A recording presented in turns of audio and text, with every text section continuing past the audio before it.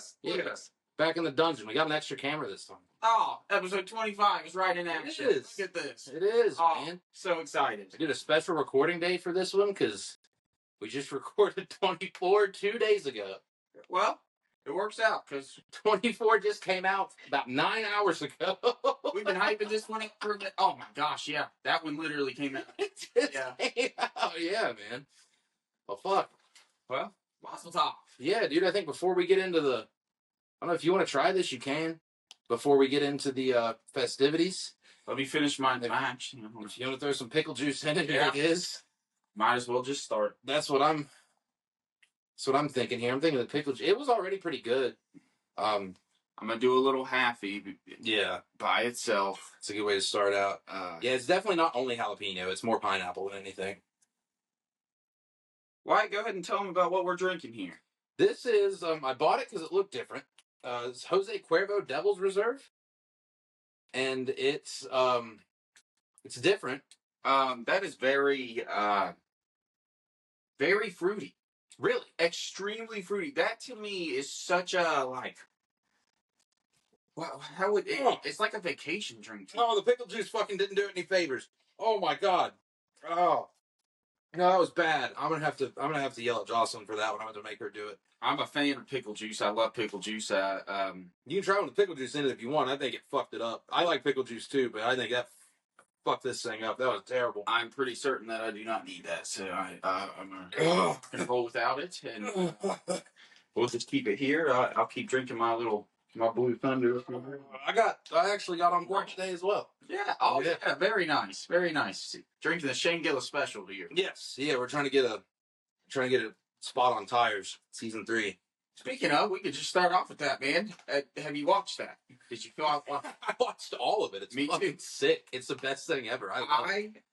Faith watched it with me too. She was surprised that they already had another season out, just because. Yeah. They just had their season out, but I was like, it's a successful show, so they definitely renewed it quickly. But I was impressed with it. They did not. It was definitely better than the first, in my opinion. Yeah, in the first season, there was nothing wrong with the first season either. It was still better than the first season. Like the first season was just all funny. You know what I mean? This like actually had some story to it, like some character development, some story development. Which in a comedy show you don't need, but if you can do it and still make the show fucking hilarious, that's just the icing on the cake. You know what I mean? Makes your show really good, in my opinion. Yeah. If I can get invested with more than just the laughs, like the laughs are my favorite part of pretty much any show. But if I can get into more than the laughs and actually like you get me to give a shit about your characters and it's still hilarious, it's good. Yeah. Yeah. Yeah. They the people that they had brought in and then kind of the stories that they had told, it was good. But we're talking specifically about beer right now because that's what brought it on. Did you hear him? He plugged Bud Light in that. Yeah, I don't know. Do you have the premium Netflix, don't you? No. Oh, do you not? I have it like that. I would say I have the cheapest like Netflix, and before at least half of the episodes, maybe all of them, it said this episode is brought to you by Bud Light. Oh, really? Yeah, that's funny. Yeah, they're in. It's one of the later episodes, maybe episode 6 or something. He he plugs Bud Light in the center of the episode. He's like, "Yeah, Bud Light." Yeah, that's the shit, man. Yeah, this episode is not brought to you by Bud Light, but by the time we're about 30-45 minutes in, it'll probably be brought to you by Bud Light. We're probably going to be delivering straight Bud Light comments. Yeah, yeah. Everything is now influenced by what is flowing through these cans and bottles, and not what is coming out of our mouths. Yeah, these are the party episodes. That's what I like to call them. Yeah, we got a lot to look forward to in this one. We've got a lot to do, and honestly, not a whole lot to talk about, which is why it'll be good because we'll get to generate real conversation just reading this. I think the last time we were in here on the casting couch, like we were. Last time we were in here, I don't think we had any notes. I don't think either of us had any notes, did we? We just had the bracket. Yeah, and that was like now I have the list of our printout of our yes, you know. Yeah, we'll get to that. We'll get that shortly. That's gonna be fun. That's the thing I'm probably most excited for. Our next episode is gonna be the roadies. Yeah, that'll be fun. I'm excited to dress up for it. I still plan to suit up for it and. But I'll tell you what, you were just talking, you just mentioned the casting couch here. I feel like when we do these podcasts, because each time we're going to get better, I thought about buying a backdrop for us to just hang out and stuff. That would be sweet. But I think that my casting couch painting belongs within our podcast. Holy fuck. It's just sitting in my it's sitting in my closet. Dude, I forgot about that. That one's got to be on the next one. Yeah. That one's got to be on the next one. Shit, I would, man, if I need a copy of that, and I'd hang it on my wall. Yeah, on my dude, set. Yeah. That I could scan that. I should scan that just to have it, because that would be funny as a print. But I think it was really funny how you reacquired that. That story about how you reacquired that is it's like, can't make this shit up. It's it doesn't make sense unless you're like, okay. So it doesn't make sense unless you know the guy that like brought it back to you. Yeah. Then it's less impressive and slightly like... Yeah, then it got weird. I was like, why the fuck do you just... Why are you holding on to that? I don't even think it registered to us either. Like, so I guess we'll give a little bit of background without naming any names. Justin, back in high school, painted a picture of the backroom casting couch. If you know what that is, then you do. And if you don't, then you should probably not figure it out. Just a painting. Yeah. But he made a painting of it in art class our senior year. And we went to the sports complex down the road to play basketball one evening. And we got done playing our basketball and we left.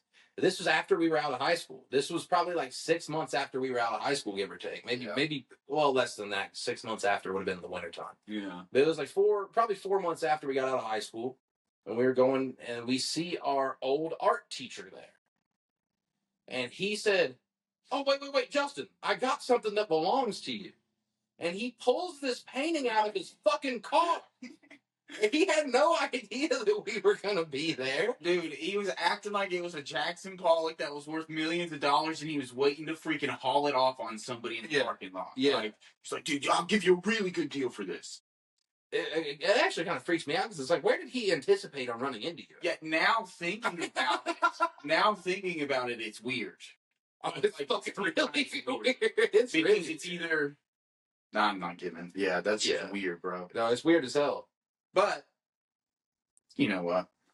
Experiences. Yeah. I'll give that a pass, because my high school experience and the things that was able to go down within that art room and that high school, a few weird experiences for 6 years worth of memories was kind of worth it for me. And that guy being as weird as he is the only reason that you got that painting back. Yeah. Anybody else, one, wouldn't have allowed me to keep it in the art room, but also would have thrown it away. Exactly, yeah. Whenever we get another one of these in me, hopefully it's better plain. There we go. It's much better plain. There we go. I don't know if you saw this. It's my mom, I don't know how or why she has this. Yeah. It's a Greenbrier shot glass. That was probably a fair amount of money. Yeah, somebody probably fucking stole it. Yeah. It wasn't her, because she's never been to the Greenbrier, but I don't know how else she would have got it. Yeah. It's old. Well, very nice. I like that a lot. I'd like to have a couple of them in full glass form. Yeah, like regular size drink glasses. They would make a good one. That'd be nice. It's thick as fuck, too. I'm not sure if you could break this thing. I don't want to find out. But... Oh, well, trying to think. Oh, I know. Dude, have you listened to any of Lil Wayne's new album?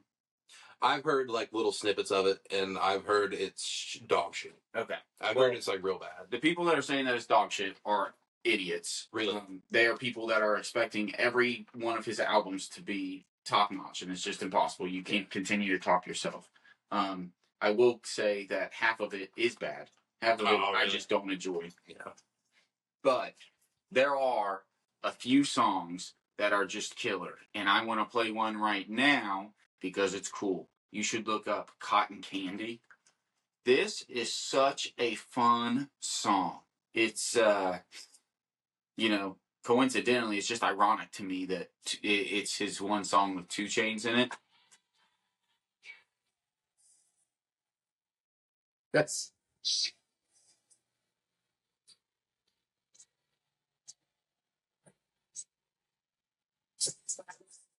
I like how every album he's it's just a different age of himself. Yeah, on the thing, yeah.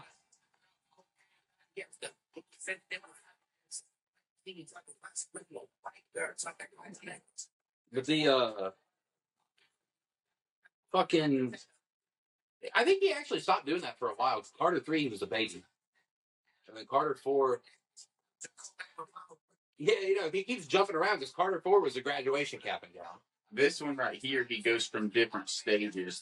One of the videos of him, it's him like with AI forming through each of his album covers. Yeah, it's not too bad. I like the beats. I like the saxophone in the back. When you get to 2 Chainz, it's just freaking.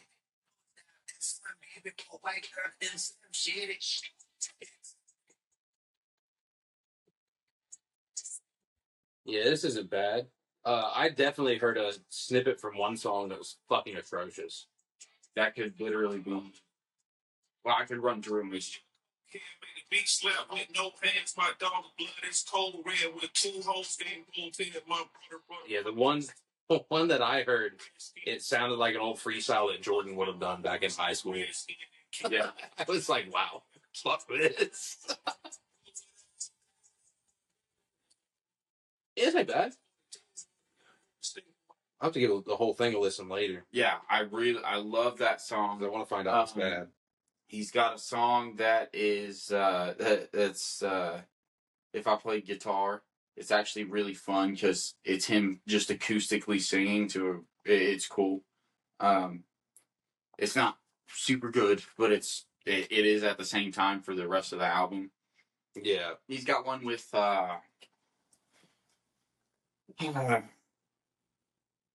honestly, most of the ones with his features I don't like. He has one with Bono on it. Really? I actually like that one. He's got one something out of New Orleans, which I forget which one that is. That one's really good too, just because it's very much old school-esque. But overall, I was fairly disappointed in it, just because the hype that I had up for it. But yeah, because you always expect a Carter album to be like fucking generationally good because they all like kind of have been up to this point. Like all the Carter albums have dominated the time they came out. In my opinion, like a lot of people might disagree with that because a lot of people just like not liking Lil Wayne because he's too mainstream. You know what I mean? Like a lot of people really like just not liking mainstream people because they just want to be fucking different. I don't know, but yeah, like. As a whole, the Carter albums are usually fucking very good. Yeah. So I would understand why people are upset with it if it was anything under very, very good, because that's just the kind of standard he set for himself. At least for the Carter albums, he's had bad albums, but like his Carter albums are always not bad. Yeah. No, it is definitely one of the worst of them. But what I also look at is I just think music is shit now.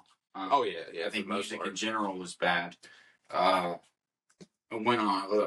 Most mainstream music is. Another example of an album that I was super excited for was Kush and Orange Juice 2, that was released back in April by. That actually came out? Yeah. I didn't know that. It's not good. Was it not? That sucks. I listened to the whole thing straight through. It was just all not good. I really tried to. It's not that it's not good. It's that it's just like so not good. Yeah, it's not that it's bad. It's just that it fucking sucks. I want to give him credit because I freaking I love Wiz Khalifa. Like I love him so much. I enjoy his music, but it was a letdown. It was like, I don't know. It was just it was what anybody could just do, honestly. And you throw him in there and he's saying the exact same things. Yeah. That's what I enjoyed it with. That's why I'm comparing Lil Wayne's to his era in comparison. I really like the Carter 6 because so Bells, The Days, there's I forget what it is, but something out of NO, which is just freaking baller because he's just hardcore rapping and that really just sounds like a song. The issue is that I have Banned from NO. Yep. Yeah. Banned from NO. Thank you. I listened to it on Spotify, and on Spotify they threw a bunch of fucking random ass.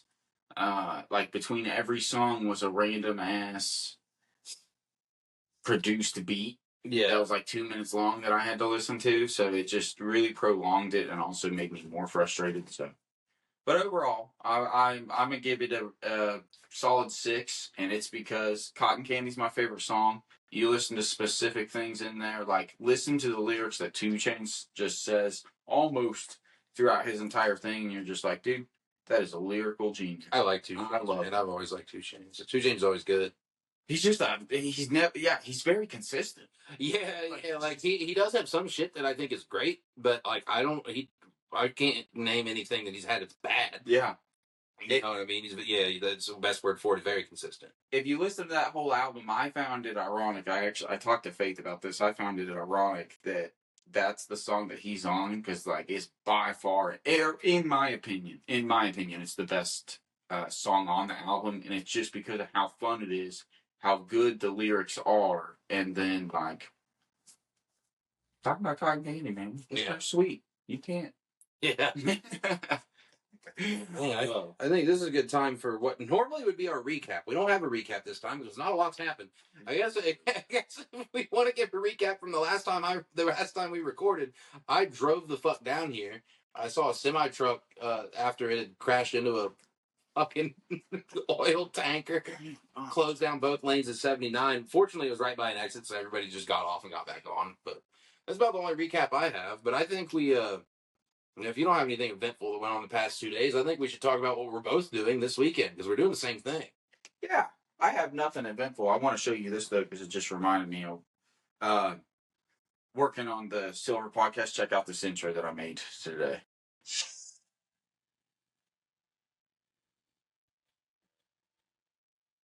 I like that. Oh, it took me way too long. Really? For somebody that like does that sort of stuff, it's hard to work. Like I'm a graphic designer, but I'm not a motion graphic designer. Right. So it's new software, and I don't know what I'm doing. But it's cool. It was a good learning curve for me. I'm excited for it because it's just gonna push me to get that up and then get everything ready. I've got our stickers that I'm excited for. These are the stickers that I drew and that I'm gonna do for the silver one. I like the fucking eagle. Yeah. Well, the eagle was whenever I was gonna have Eagle's Nest bullion as my thing, but I liked the drawing so much that I couldn't throw it away. Right. And then the rest I just really liked. But I have ours in there as well, and then some other things. So hopefully the next couple of weeks we'll have our stickers and we'll be able to disperse to, whoever may want them, and a lot of people that don't. Right. Yeah. Well, you're gonna get them if you fucking want them or not. Yeah, that's what these are about right here. We're throwing them out. Man. Yeah, that's right. I'm gonna hold these up to the camera. Yeah. These guys, you fucking scan them. If you're watching this already, then you don't need to scan them. You're already here.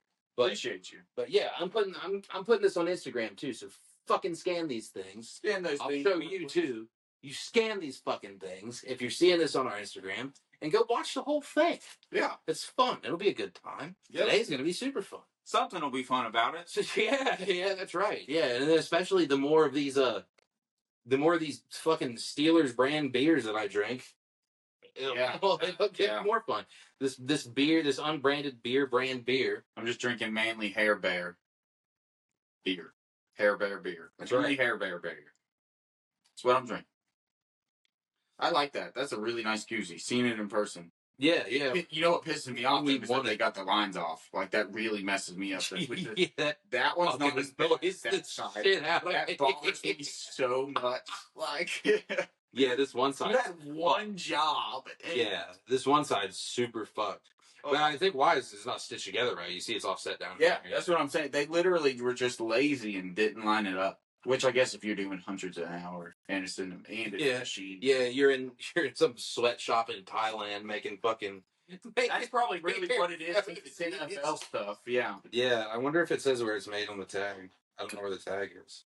I'll worry about it when I finish this one. Oh no, this one's. But yeah, anyway, our weekend ahead. We're tomorrow. I'm excited. I haven't been down there in Good, years. dude. I'm so glad you guys are coming. You don't realize how pumped I am for this. Oh, I'm weird pumped that we're coming. That's like the thing we're looking forward to. Like we're always looking forward to coming down here because she loves West Virginia. She's lived in the city her whole life. You know what I mean? So she loves coming down here and getting a little change of scenery. But like we're very excited, both of us, to go to fucking Charleston. We're going to, I guess I could have explained what we're doing. We're going to go watch some baseball. Yeah. We're going to go watch some baseball. We're going to go rep our old school. I guess it's still your current school, sort of, your place of Dude, I got more pride for this school now than I ever did as a student. I brought my Glenville hat specifically to wear to the game. That's awesome. That's one thing I don't have is a Glenville hat. Yeah. I brought my Glenville hat specifically to wear to the game. I'm probably not going to wear it the whole game because I'm definitely going to buy a hat there. I don't have any Dirty Birds merch, but we're going to go watch the fucking Charleston Dirty Birds, formerly known as the West Virginia Power, and I'm not sure if they were known as anything in between. Were they? No? It went from Power to Dirty Birds. If you're a real old head and you haven't been in a long time, you might know them as the Alley Cats. That's classic shit. Josh would know them as the Alley Cats. I have an old Charleston Alley Cats little miniature bat here that used to be Josh's. Oh, really? Yeah, he got it. Like, I think they went on a school field trip like when he was a kid. He's fucking 37 years old, so that thing's old. Huh. Yeah, that thing's old. But yeah, we're gonna go watch some baseball. They're doing GSU night at the baseball stadium at Gomart Ballpark. Yeah, which is also new. That is not always what it was called. I remember it as Palace Park before this. Yeah, and then before that, it was whatever. I don't know, but it was just a generic ass name. Yeah. But now, you know what? Like he said, it's going to be a great time for multiple different reasons. Even a baseball, even a fireworks. Freaking, yes. Mega Blast fireworks shows, what they're putting on. Food, beer. You know what I mean? I don't know if you'll be partaking of the beer since you're technically there for work, but I will be drinking. Yeah. I'm driving us down. Jocelyn said she's driving back, so I'm drinking. Nice. Yeah. Nice. That's awesome. I'll probably partake a little bit towards the very end, depending on how much content I have up until that time. I am not driving back. Faith's driving down because I'm face down in Fayetteville right now. Yeah. I'm going to go down there tomorrow afternoon, meet her, and then we're heading straight there. Okay. And then I'm just heading. She's going to drive back, and then I'm going to come back tomorrow night as well, just later, because I have to spend, obviously, Father's Day up here and stuff with my dad and everything. But, so I will be there early, but so now I'm actually debating. I'll have a good 2 hours to recuperate, to drive, so I could definitely handle a couple beers. I was thinking, I've seen people do this, and I don't know if it's a death sentence.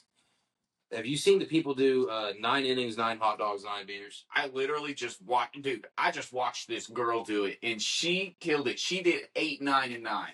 The only thing she didn't finish was the 9th hot dog. She said the hot dogs are what get you. I guarantee it. Completely empty stomach. She said the hot dogs are what get you. I guarantee it. But I think I might try it. I'm not gonna push it. Like if I feel good after, if I feel good, I'm gonna keep going. But the second that I start to feel a little off, I'm gonna be like, nope. Well, her advice to everybody, and what I saw her do, which was very effective: get the tall boys, because tall boys, you can count them as 2 beers for the most part for an average beer, especially if you're getting a draft beer because of all the foam and everything you get within it. So yeah, because those people aren't bartenders. They don't know a fucking thing about pouring a beer. No. So get yourself tall boys, count those as 2 beers, and you start off with 2 tall beers, or tall boys, which are tall beers. That's true. And like 6 hot dogs. And she said you slowly work yourself with both until you're an even 4 and 4, and then it's just about trying to pace yourself. I didn't think she'd even get where she was, but I think I'm really going to disappoint myself if I try. I think I'm going to get to I'm either going to get to 4 innings and feel like I'm dying, or I'm going to get all the way through 9 innings and feel like the fattest bastard on earth. That actually pisses me off that I'm working now, because the thing is, I think I could do it. Because I think I could force myself. What would be hard is the beers, but because I'm drinking so many or I'm eating so many hot dogs, it would subdue at least 3 of the beers that I'm drinking. That is a lot of bread. And I handle freaking 6 to 8 beers on the golf course at any given, team round. So I could definitely do it. It's just in the time period.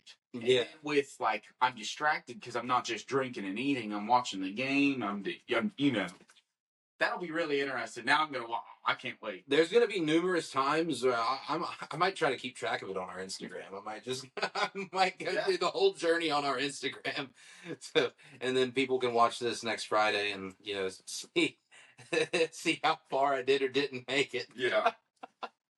Oh, I can't wait. Yeah, guys, we'll give a good. Well, I guess next Friday we won't know, but the Friday afterwards. The Friday after that, yeah. If I'm alive, if I'm here to do the roadies, then then I survived. Yeah, he survived it. Now, whether he accomplished it, we'll have to wait to hear that tale. Yeah. Oh, that'll be fun. I like that idea. I know I won't push the envelope. I'm not going to try too hard. What I'm afraid of is, like you said, you're on a time crunch. You got 9 innings, and if you're trying to do 1 an inning, there's going to be a point where I'm like, oh fuck, 2 outs in the bottom of the 4th. I didn't drink my beer yet. You know what I mean? And then that's going to result in me pounding a beer. But free beer, free hot dogs. It's a different game. This is literally the time to do it. That's why I wanted to do it. That's exactly why I wanted to do it. Yeah. Because I saw what was included with the GSU night ticket, and you told me what was included with the GSU night ticket. And I told Jocelyn, I said, I'm gonna try it. Yeah. She was like, you think it's a good idea? I said, no. No, I do not. It's a great podcast story, and that's what we want to hear. Yeah, that was like the main reason I want to do it. I'm like, if I didn't do this fucking show, I wouldn't even think about it. Yeah, no, that's a great story. It'll make a great clip. Yeah, we'll do a little takeover. One of us will do a takeover on the phone and take a story or something. Yeah, well, you got to work, so I can do it. You got to actual work, so I can fake work, and I can do it. And then I'll keep. Just take over the whole journey. We had also thought about getting some little shot bottles. Mm-hmm. You know what I mean? And taking a couple shots when we get there. Yeah. Like getting there, parking, taking a couple of shooter bottles and just fucking downing a couple of those before we get to the city. That's what we were thinking of, but I don't know yet. No, I would definitely do that just to start you out warm. When you walk through the gates, you're already super excited and pumped. Yeah. Dude, I would definitely do that. I'm excited for some minor league baseball. People who don't get to watch or never have watched minor league baseball, it's got a different feel to it. It's so fun. It's like Major League Baseball is fun too. Don't get me wrong. I like going out on the night on PNC Park. But minor league baseball, which is also something I haven't got to do as an adult. I haven't got to go to a minor league baseball game and drink. Yeah. You know what I mean? I haven't been to a game since I was like 17. Yeah.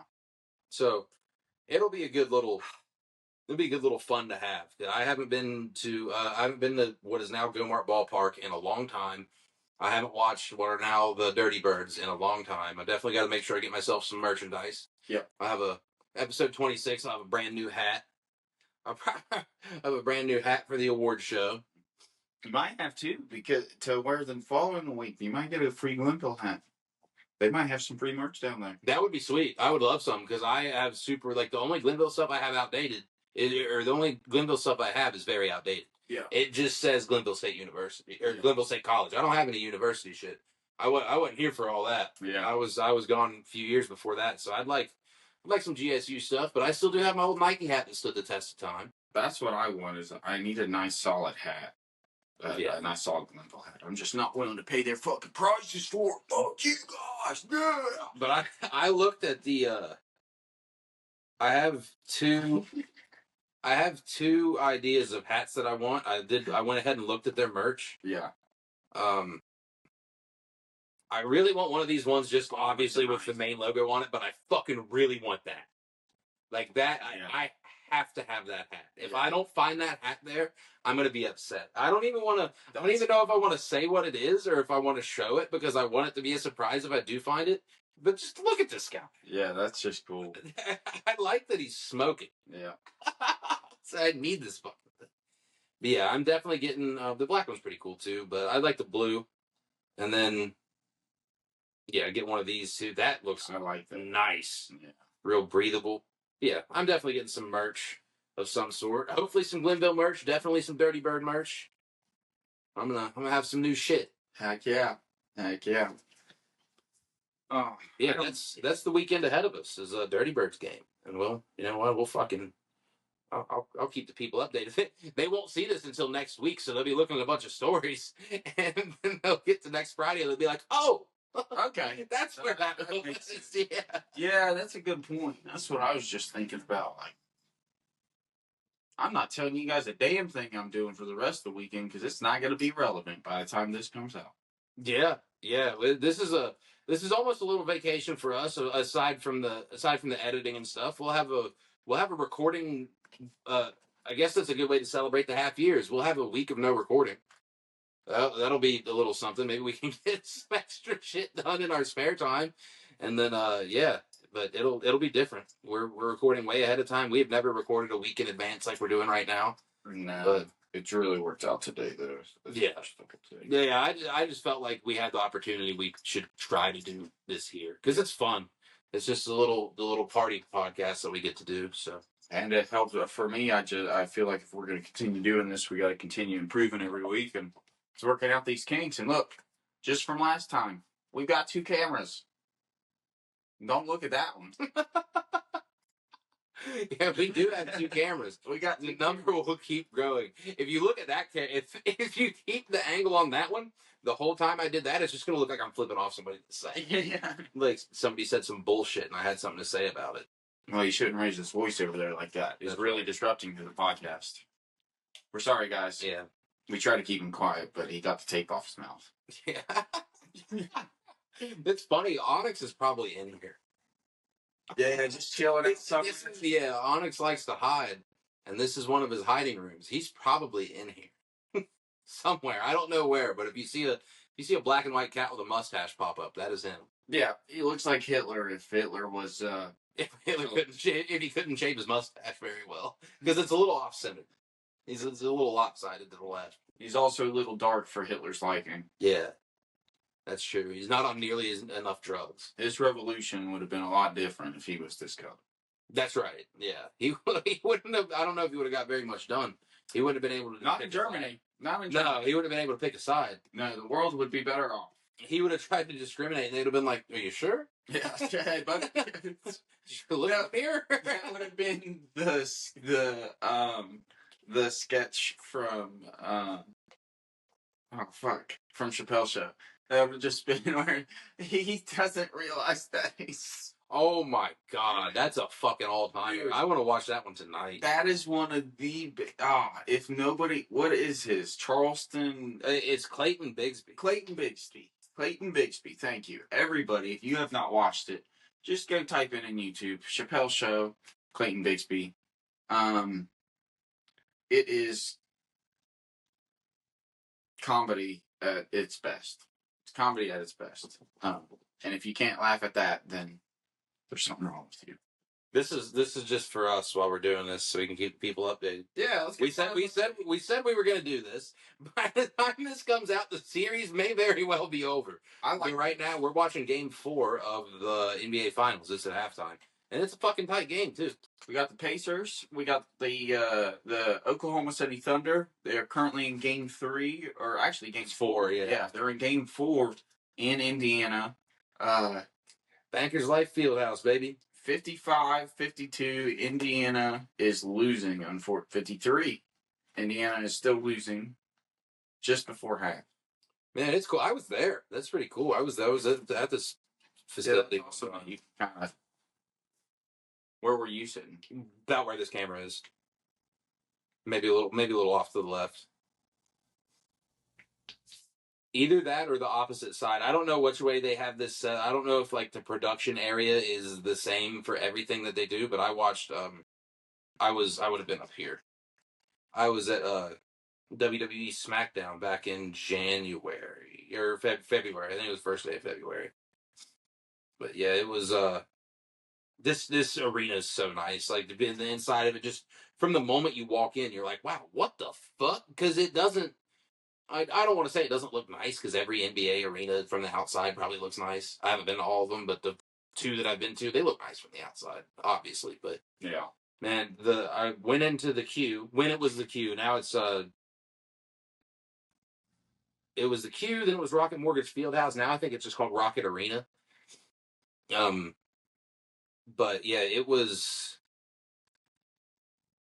it pales in comparison to Bankers Life Fieldhouse or Gainbridge Fieldhouse. But what Bankers Life Fieldhouse is something else. But Gainbridge Fieldhouse is what I mean. Gainbridge Fieldhouse is a fucking crazy looking place. Just from the moment you walk in the facility, it's nuts, dude. It's so pretty. But yeah, this is close game. This is a close game. I hope it. I really hope the Pacers close this out. But it is a good finals. This to all those people that said that that this was bad for basketball need to shut the fuck up and go watch cartoons or some shit. Yeah, because sport. Yeah, because if you think this series has been bad for basketball, then I don't want to know what you think is good for basketball. I know what you think is good for basketball. It's Steph Curry and LeBron James winning every time. Yeah, what people really think is good for basketball is just like. There are a lot of people nowadays, and I don't know why. I don't know who poisoned their brain like this, but there's a lot of people nowadays that think that marketability equals good product. Yeah, it does not. It doesn't have to be these New Yorks and Bostons and LAs and fucking where else? Just big cities. Like it doesn't need to be these big cities where these guys are highly marketable. You know what I mean? It just doesn't. It's whoever's the best at the sport is who it should be. And that's the thing. They're all professionals. They're all at the top of the fucking class. So, like, it doesn't matter if you're stuck in Tennessee or if you're in LA. You're still one of the top 240 basketball players in the world. Yeah. Like, undoubtedly. So, still deserve credit. And these two teams making it just prove that, like, kind of back off your high horse about who your season favorites are at the beginning, because neither of these teams were any season favorites. I thought the Thunder would have been pretty good. I didn't see this. And out of the Pacers, if you would have told me the Pacers and the Thunder would have been in the finals at the beginning of the year, I would have told you were high on crap. I feel like everybody would have told you that. Pacers fans would have told you that because they wouldn't have thought that about the Thunder. Mm-hmm. And Thunder fans would have told you that because they definitely wouldn't have thought that about the Pacers. Shit, if you would have said that, if you would have said the Pacers would have been in the finals halfway through the year, I wouldn't have believed you. Yeah. If you would have said the Pacers would have been in the finals halfway through the playoffs, I wouldn't have believed you. It's just a hard thing to. Well, here's the biggest thing: they gotta win because they knocked out the Cavs. We talked about that the other day. Yeah, yep, I agree with that. I think they do, but they also deserve to because the Cavs are the best team in basketball this year, and for them to knock them out in the playoffs, they take that over in my mind. I want to say they handled the Cavs pretty well in the regular season too. I don't know. See, I don't know. I can't. I'm pretty sure they did. I'm pretty sure they were about the only team that could just consistently stop Cleveland. And they played them a lot. They're in the same division, I think. Well, it seems like they're the team that can consistently stop everybody if they're working together. But I'm going to put it on Jeff. Jeff is a freak. Jeff, that's right, man. Former NBA champion, so he's the guy that's coming in with the experience now, with the championship caliber experience. Yeah, he's the guy that's been there, done that. Yeah. Which is crazy. Pascal Siakam is the guy that's been there, done that. For a Canadian team. Yeah, he was pretty crucial in that series, too. Oh, yeah. Like, he was, let's see, who were their best players? Kawhi Leonard, Kyle Lowry. DeMar DeRozan was gone. Because he was how Kawhi Leonard got there. Right? Like, they traded him to San Antonio for Kawhi. Yeah. So it was... Yeah, bro, that is so funny that Kawhi... I forget that. Yeah. Get that Kawhi has that with the Raptors. Yeah, his only year there. He popped in, won a championship, and got the fuck out. And it's funny because I think that's why the fans in Toronto don't like hold it over. Which I don't know if they do or not, but I don't think they do. They shouldn't. I wouldn't. Yeah, he popped in, won a championship, and left. I don't think he wanted to be there to begin with, but then he went to the Clippers and has done nothing. Or the Clippers have done nothing. Yeah, but that's a nod to him even more. I'm a backwards tip my cap to you, Kawhi, because I forgot about that, and that's just a really incredible thing to do. That's the fucking Tom Brady move. You should have ended it there, dude. Yeah, he should have just fucked off. He's like, all right, see ya. Man. Yeah, this is just decent looking basketball. I like it. I really like it. Shea's last name is fucking nuts. It's actually Gilgis Alexander, but which is longer than fucking nuts. But it's great. It's crazy to see his last name on a jersey. Similar, yeah. It looks like the rainbow arch. Yeah, because he's already like not wide. You know what I mean? So he's really skinny and he's got this big ass last name just all the way over the top half of his jersey. It's funny because if you see that on a video game like 2K or something, they won't do like the arch across the back. It will just do smaller letters. Yeah. And they'll scrunch it together. Huh. That's really smart. Yeah. We just downed this text from 12 to 9. Yeah, they said, fuck that. We don't have the tech to put the fucking name all the way across the jersey. What do you think we are? To keep that steady throughout everything. Yeah, they're like, that's not happening. We're sorry. It's funny because they probably very easily could, but they were like, put effort? No. Fuck you. Yeah. Why put forth effort? Who else is releasing basketball games? Oh shit, there's a goat! Holy shit. Oh! That's our national mascot. Allstate took our fucking goat, dude. That's Allstate. how you know that goats are valuable, and if you milk your goats, then you're very well protected because Allstate's throwing them in commercials. There's nobody better to protect you than a goat. That's true. Get your goats and protect yourself, people. Yeah. Your children's lives depend on it. That's our protect our parks, protect your goats. Protect Our Goats podcast. Yeah. Welcome back to the first ever Protect Your... Dude, I love that. That's what the second one. That's what we're gonna make it. Maybe defend our goats. Well, maybe we got to change all the words. We got to defend our goats. Well, it's really ironic because with the roadies, I'm glad that we're not doing it there because now I have time to order.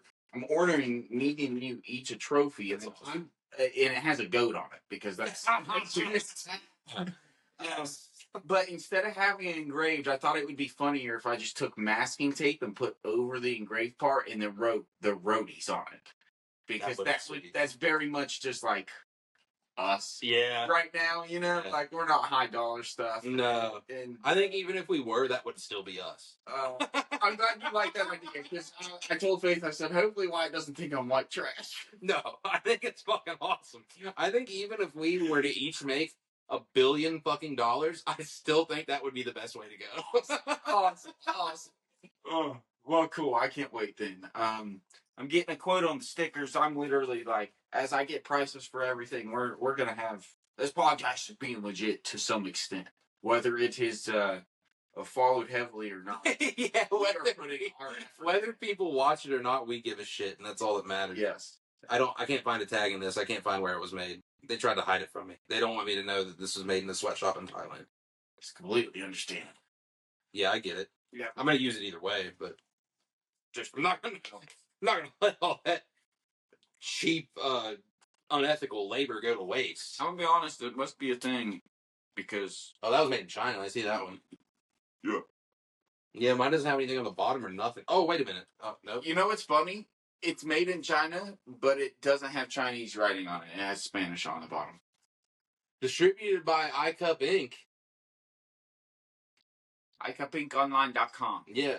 Yeah, and if you you guys should sit at home and spell that one. That's such an old joke. Spell iCup. That one. Spell. Yeah. Go ahead. You were talking to the camera like Dora. Dude, we were recording videos yesterday or not yesterday, like 2 days ago, we were recording videos at work of these student workers, for some, like, it's not too late to apply videos and stuff that admissions is sending out and that we're going to put on social media. And I'm like the cameraman on everything. So I'm recording these students and I get done shooting them. And I said, all right, guys, I want you guys to do the same thing. We're in front of AB right now. They're just walking back and forth, looking, talking with everything looks nice. And I'm like, this time I'm just going to get your feet. And I'm just going to get a close-up video of your feet. And somebody made a joke about, like, Joey or Alina or somebody made a joke about, like, oh, it's a little weird, Justin, you're wanting their feet. And I said, dude, it's nothing for work. It's personal. And just like that, without skipping a beat, exactly like that. That was it's not for work person. It was a good little killer. That's fucking funny.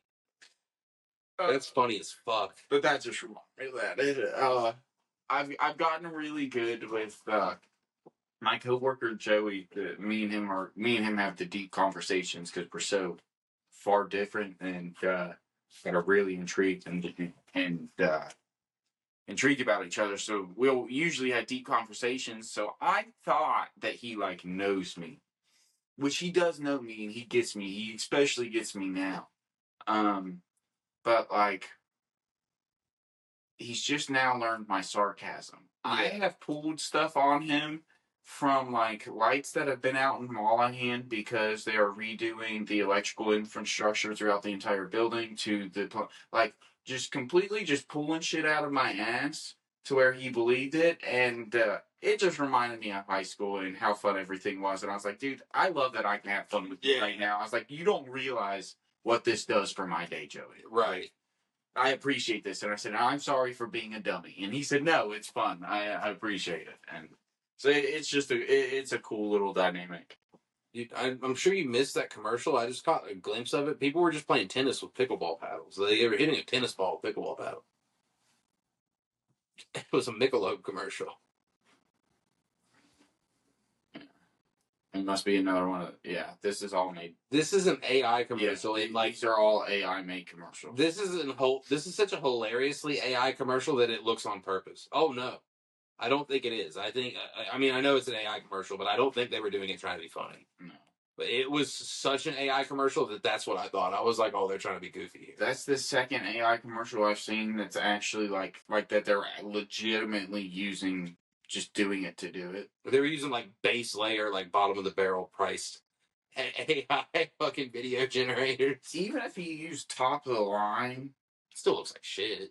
Yeah, fuck you too. Like just fuck you, because anybody that is advertising during the NBA finals has the money to put towards a good marketing team to develop and create the content and visions that you want for any type of commercial, let alone that shitty ass one that they did. All it was a bunch of different pan-ins. Yeah, it just, that's upsetting to me, just because I know that like one day that'll be me not having a job because of that type of shit. Yeah, because this is just horse shit. Like what I do is for advertising. Like I make videos. I make advertisements. I make pictures. I make flyers. I make, like everything that I do can be generated, and once it gets to an extent of all spelling being correct and people being able to really define exactly what they want, and the algorithm produce it, it'll just be like automation for the warehouse industry. So it's just, for me, it'll be screwed. I'll be screwed. But I have seen that, I've seen a lot of things where it's just, it goes into where me and you have talked about it, and I think that it's a long time for that, because I think that we'll be able to we'll really utilize it as a tool. Yeah. For like the real industry, like the people that, aren't just shortcutting shit, the people that are actually industry professionals. Right. Want to be industry professionals at some point, like myself. Like, you can use it as a tool. Yeah. You can find reasons to use it and utilize it. Well, heck yeah, 60-57.5. Good luck, everybody. I hope that Jesus doesn't come back just yet, because this finals is pretty dang good. Yeah, what if he comes back to watch the finals? He's not coming back to rapture anybody or do anything. I'll be honest. He's just like, fuck, this is good. I really love that. I really want to watch my daughter grow up. So. Yeah, but he just loves basketball. Jesus just pops back every once in a while. Bro, I get that. I really do. I'm a fiend of basketball. I can watch basketball like I can play golf. Like, I can play basketball like I can play golf, but I could watch basketball at any point in time and enjoy it. If it's a good game. Sometimes they're really gay. And all these the Kia commercials. Oh! You gotta include the WNBA logo now. Oh! Yeah. Oh! I actually like the WNBA logo. Super, I believe. Man, I almost wish I could hear this commercial because I bet it might be funny. Well, it's an iPhone commercial. So it's just letting you know that, hey, if you're going to die, go out and buy a $1,200 iPhone beforehand so that you can record videos on it. Oh, I think she's holding a baby. I think she just gave birth. I don't think she's dying yet. Unless she is. Even more of a reason to have an iPhone. Actually, I don't know. I think I'd rather have an iPhone for a death than a birth.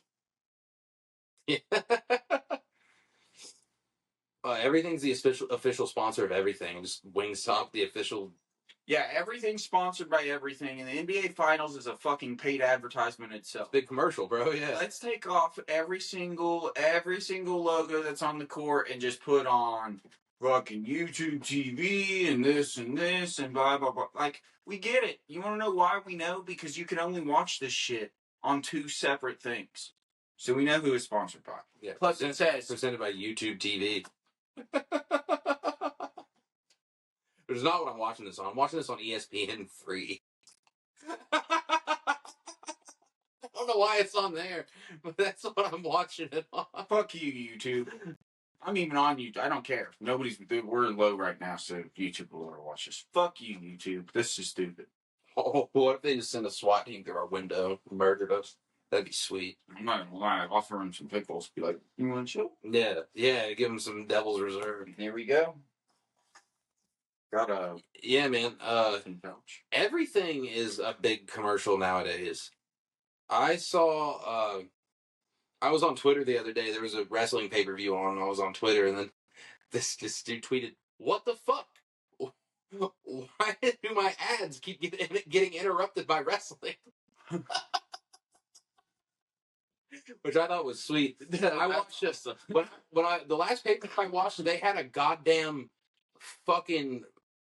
They had Slim Jim sponsored tables and fucking Fireball sponsored ladder. They had Fireball logos all over their ladder. Dude, I can't. I was like, what the fuck is going on here? No, I stand with all the sponsoring. Like, no, I get you got to make money, but fuck off with it. Like, put it over in the corner, put it on the bottom panel of your screen or whatever. Don't put it on all your shit. How long before it's all over the floor? Yeah, you've been making money. You've been making the money. You don't need to. Here's my issue. I'm a huge financialist. I look at all of my retirements, all of my investments, which are very little to none. I look at everything I have every single day, multiple times a day. I write down silver prices, I write down all this. I love finances. Within that, I love capitalism. There's a certain point to where you're making a couple $100 million, $1 billion. You can't fucking increase profits anymore.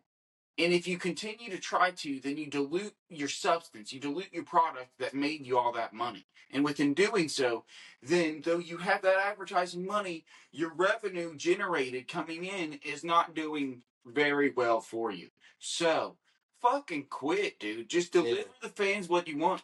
We like all the products. Just tell us, like, hey guys, you should go and buy from this, or you should buy this, or you should do this. Don't fucking oversaturate everything from commercials to the courts to the fucking props, and oh my gosh. You know what makes me mad about it too? So you know how I don't know, I mean, you're not as big of on social media as I am. The fucking people were bitching that they wanted the NBA Finals trophy back on the floor. And then he was like, well, the decal was like slippery and this, that, or the other. Like Adam Silver was saying this. And I'm like, bro, then put it on the floor with the regular paint like fucking everything else. Like, it doesn't have to be a decal.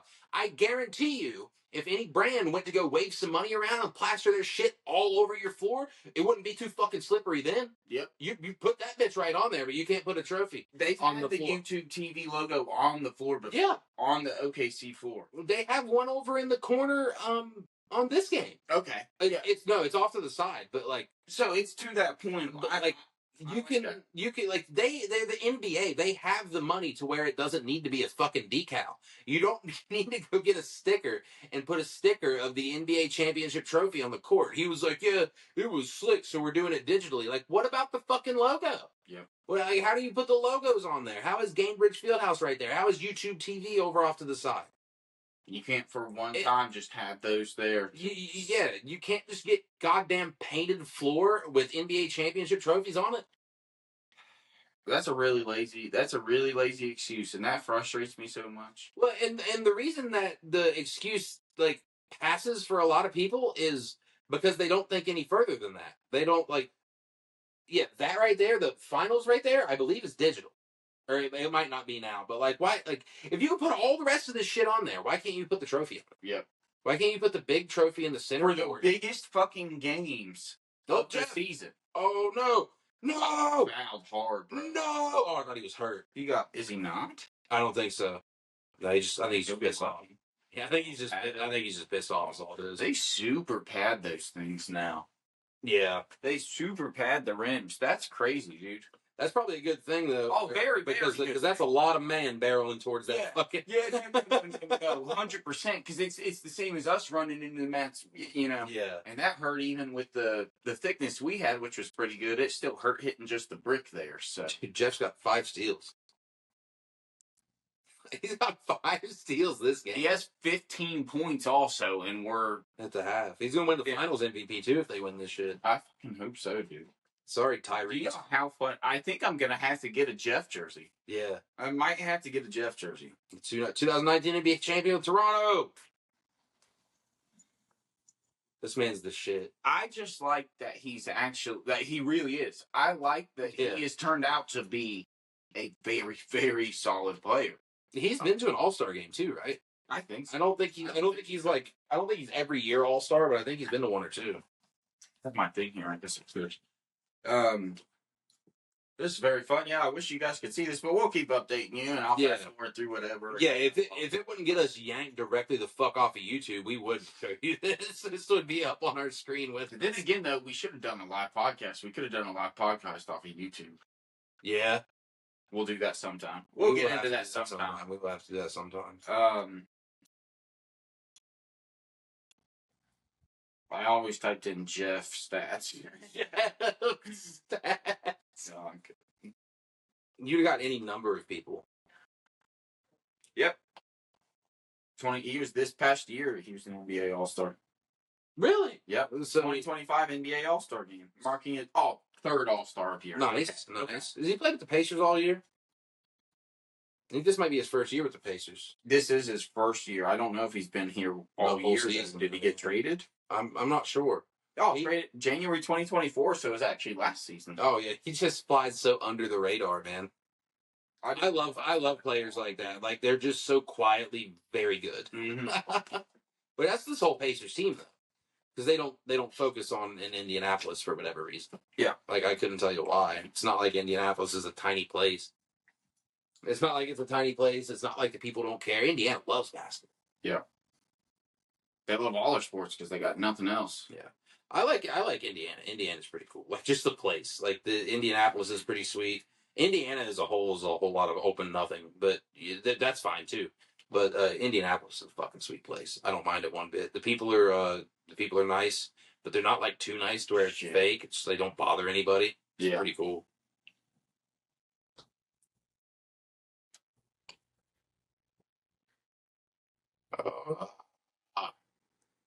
Three. It was off, everybody. Yeah. All right. Well, that is what that is. We'll keep updating everybody periodically. Are we gonna run through? Yeah, we can run through if I can. So I sent into the print company that I had. I sent them just this PDF, and I'm asking them if they could just do like 30 of these in their size. I'm asking them for size pricing and everything. But what I would like to end up doing is getting a run of just these, like exactly like this. Yeah, large and small of all of them. That's awesome. Yeah. That's sweet. Yeah, I can't. I'm excited. I'd like to get a custom made hat of that hat. Because that's just got a logo on it, right? Yeah. Yeah. Dude, give me your hat size and that'll be your Christmas present. Nice. I can have that laminated onto one. Oh, yeah. At least just to wear around periodically. Where's it? Sorry, I have so many. This is my personal folder. Here it is. That looks good. That looks good. All right, this is nice, dude. I'm excited for this. All right, so we hit into it here on last week's episode, and if anybody watches them, then they see them, and if anybody doesn't, go back watch those ones, then watch these ones, and you'll understand. But yeah, and if you haven't watched any of them, then fuck you. You won't know. You won't know that I said that because you don't watch. But if you don't watch, shit. Yeah. If you're deciding to watch when we're at like episode 100 and you just go back and find this, ignore what he just said. That's right. He didn't mean it. Yeah, He didn't mean it. Yeah, you cannot eat shit in the future. You can go back and watch even more of them. Yeah, please do. Well, we're talking Roadie Awards today. Let's go. Yeah, last week we gave you the categories. Right now, we're going to give you the nominees for each of these fucking categories, and we got a few categories. We'll run through them each by each. Some of them we might explain if we have anything to talk about, if we feel like they need explaining. Which I think some might. Some do. Some might, because I think if you're a hardcore listener and remember everything, which even if you have listened to all these, ain't no way you remember everything. Yeah. So some of them, but like some of these are from the trenches. Some of these are from like first 5 episodes. Yeah. You know what I mean? So some of these might need explaining. Yeah. But yeah, we'll go through. Do you want to take the first one? We can alternate on these. We both got this list in front of us. If you want, you can take the first one if you'd like. Yeah. The I really shouldn't have done that award, and this award is presented by whoever our first sponsor will be. I haven't decided. But it can be this beer brand beer. And I'm gonna give credit to Wyatt because he did most of this writing, and I liked it, so I didn't really need to add to. So this one specifically, Nico Harris, because he traded Luka. If anybody doesn't know, he is the general manager of the Dallas Mavericks. He traded by far the best player in the NBA, and he traded him away. Yeah, he did. It might pay out in his favor though, because they have the number 1 overall pick. That is why I'm giving Nico the tip of the hat, because you, sir, for me, have lost my vote. Yeah, because of that. Yeah, he definitely had a conversation with Adam Silver, and Adam Silver was like, if you fucking put him somewhere that we can market him a little bit more, we will make it worth your while. I truly believe there was inside knowledge on that. 100%. Yeah. So him, we got the guy who fell off PNC wall. We've talked about that multiple times. You shouldn't be laughing. No, you should be, because you're a big fucking dumbass, and your friend got a fucking your friend's getting in trouble. So Wyatt, because he went to White Castle and tried that was a big fucking mistake there. Gotta say it though, I don't blame you. Harold and Kumar Went to White Castle is one of my childhood favorite movies, my teenage years favorite movies by far. So I think that was a good call. We were also pretty hungover too, and that's like that's what you think people go for. Mm-hmm. You know what I mean? But it made it worse. I fully believe that. This last one is actually brand new, and we haven't touched on it yet. But I guess we should have before this. But that's okay. We'll talk about it. This I found out about this morning. We'll talk about it here afterwards. Antonio Brown, alleged murder attempt. We'll touch on that there afterwards, just because who's really surprised at this point? That man has so much stuff going on with him. I truly feel bad. Not for him. I feel bad for his kids. We can at least take over the CTESPN awards as well that he does. Oh, 100%. Yeah. So we can give him Cracker of the Year. Yeah. Because he is acting like a fucking cracker right now. That's a very cracker thing to do. Yeah. Fucking idiot. And so those are our 4 nominees for the I Really Shouldn't Have Done That award. And we'll find out who the roadie goes to on episode 26 of the Backroad Banter Podcast. Yeah. We'll narrow that one down. And, if anybody's watching this at home, take your pick on who you think it is. Yeah, let us know. But comment, do whatever it takes. Yeah. Call into our hotline. You could try to do that if you want. It's 911 and just ask for Justin. Yeah, they might not be happy, but you could probably do it. Oh man, this next one, I love this one because over the 20. This will be 25th. So over this first 6 months, we've made a lot of connections to these fictional or non-fictional characters to the point where we have taken some definitely very real things and just made them characters in our own right. So the Backroad Character of the Year, leading it off with Piss Jugman. Piss Jugman is a real OG. He was in one of the earlier episodes. I think one of the earlier ones in my apartment.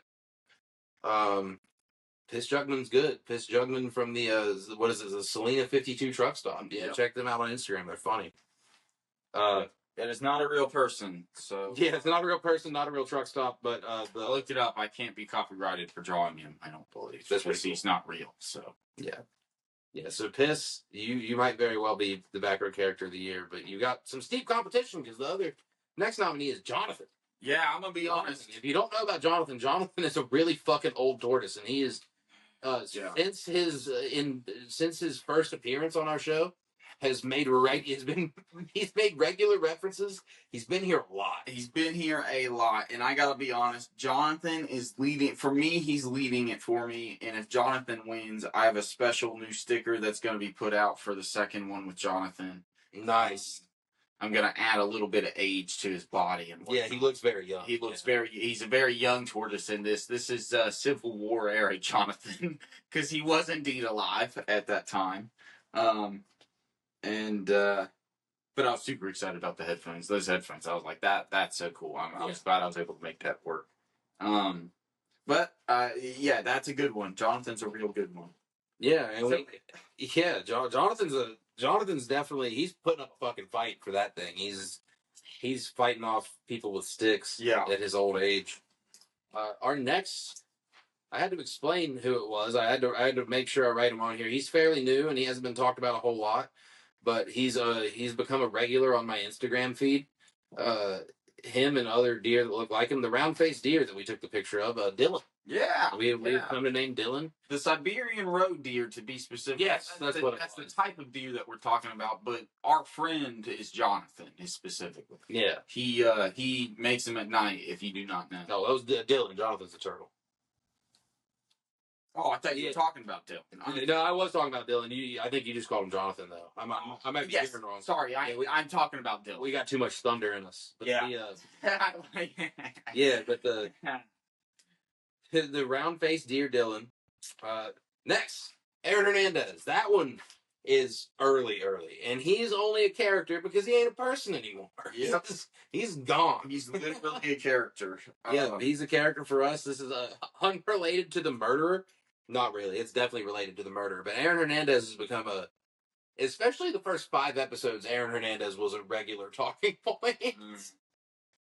Aaron Hernandez was a very early established character on here. He's a good honorable mention, honestly. Yeah.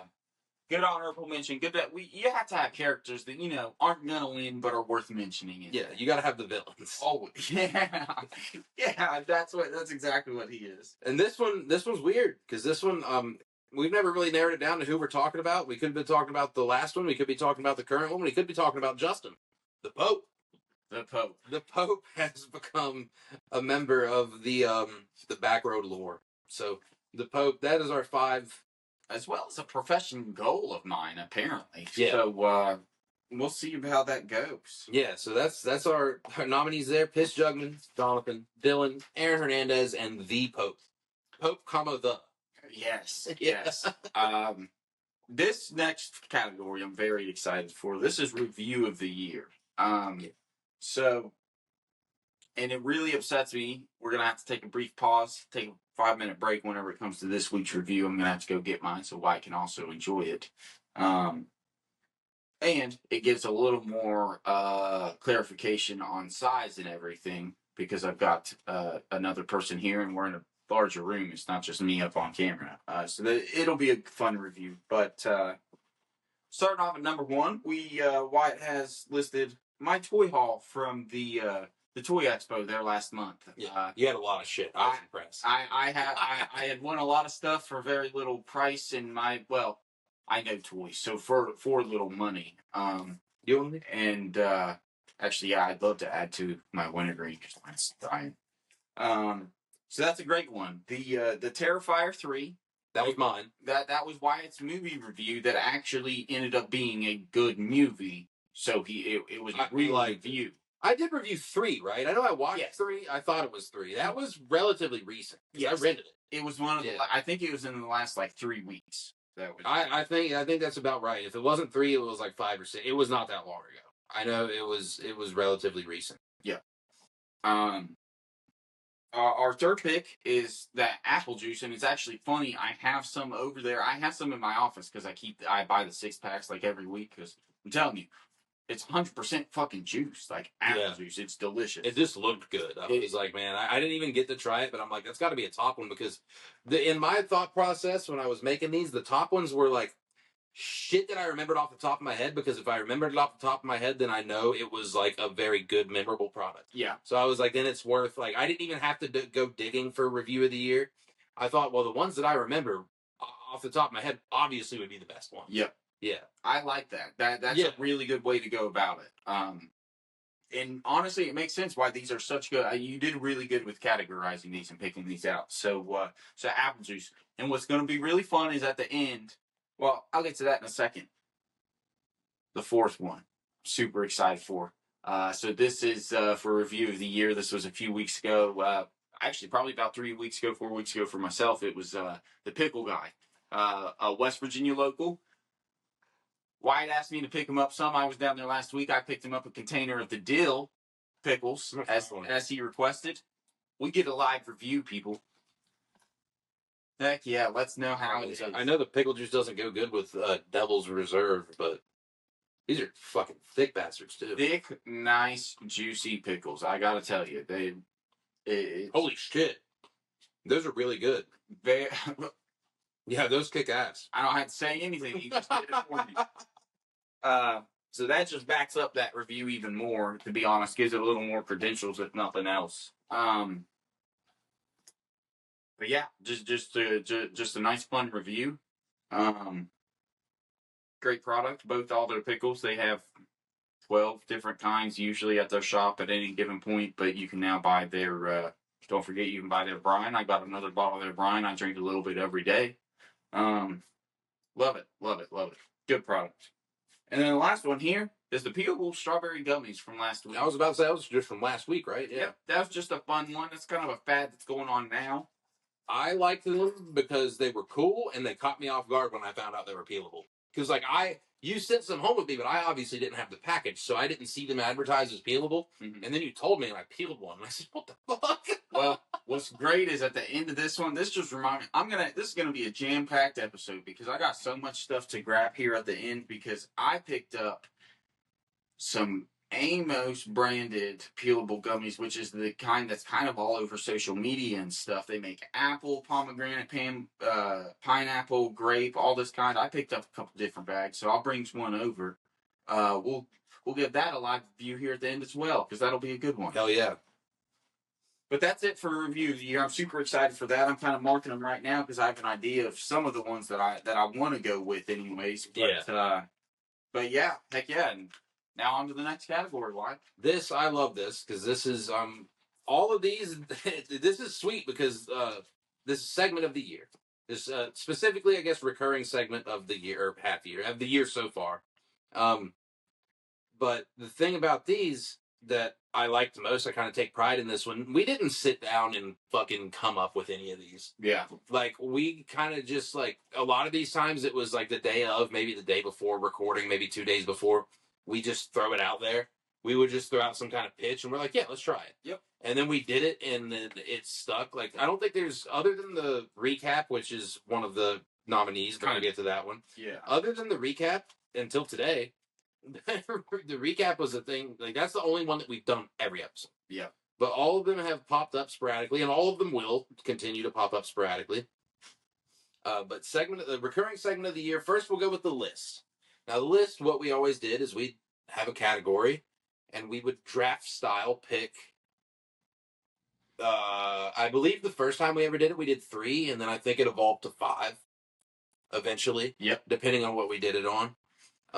But yeah, the list was always a good one. That's close to one of the OGs. That might have been I think that was one of the first ones that we've done, and it's one that we will definitely continue because we've got a bajillion that we could do. Yeah, it's gonna come back. The other one the next one, I actually think it's similar to the list, but I think it's better, and it's the bracket because it's like we pre-make a list and then they fight each other to see who's best. Yeah, it's the evolution of the list. It branched from the list for sure. Yeah, the list is a good if anybody does watch it, if anything, the way that I look at it is our lists are, because we're different type of people and we have different interests. So it really helps to really give a wide variety of different things that people may also be interested in. And then our bracket itself is literally us fighting each other, or them fighting each other, and then us deciding, like, you know what? No, that one does top this for this reason. I feel like we do a pretty good job at kind of explaining, like, walking through it, at least on that first one that we've done. Yes. Or well, we've done two now. Yeah. We've done two. They were both very fun. We're definitely gonna have to concoct another one probably after the roadies are done. I'd say will be when we dive back into that.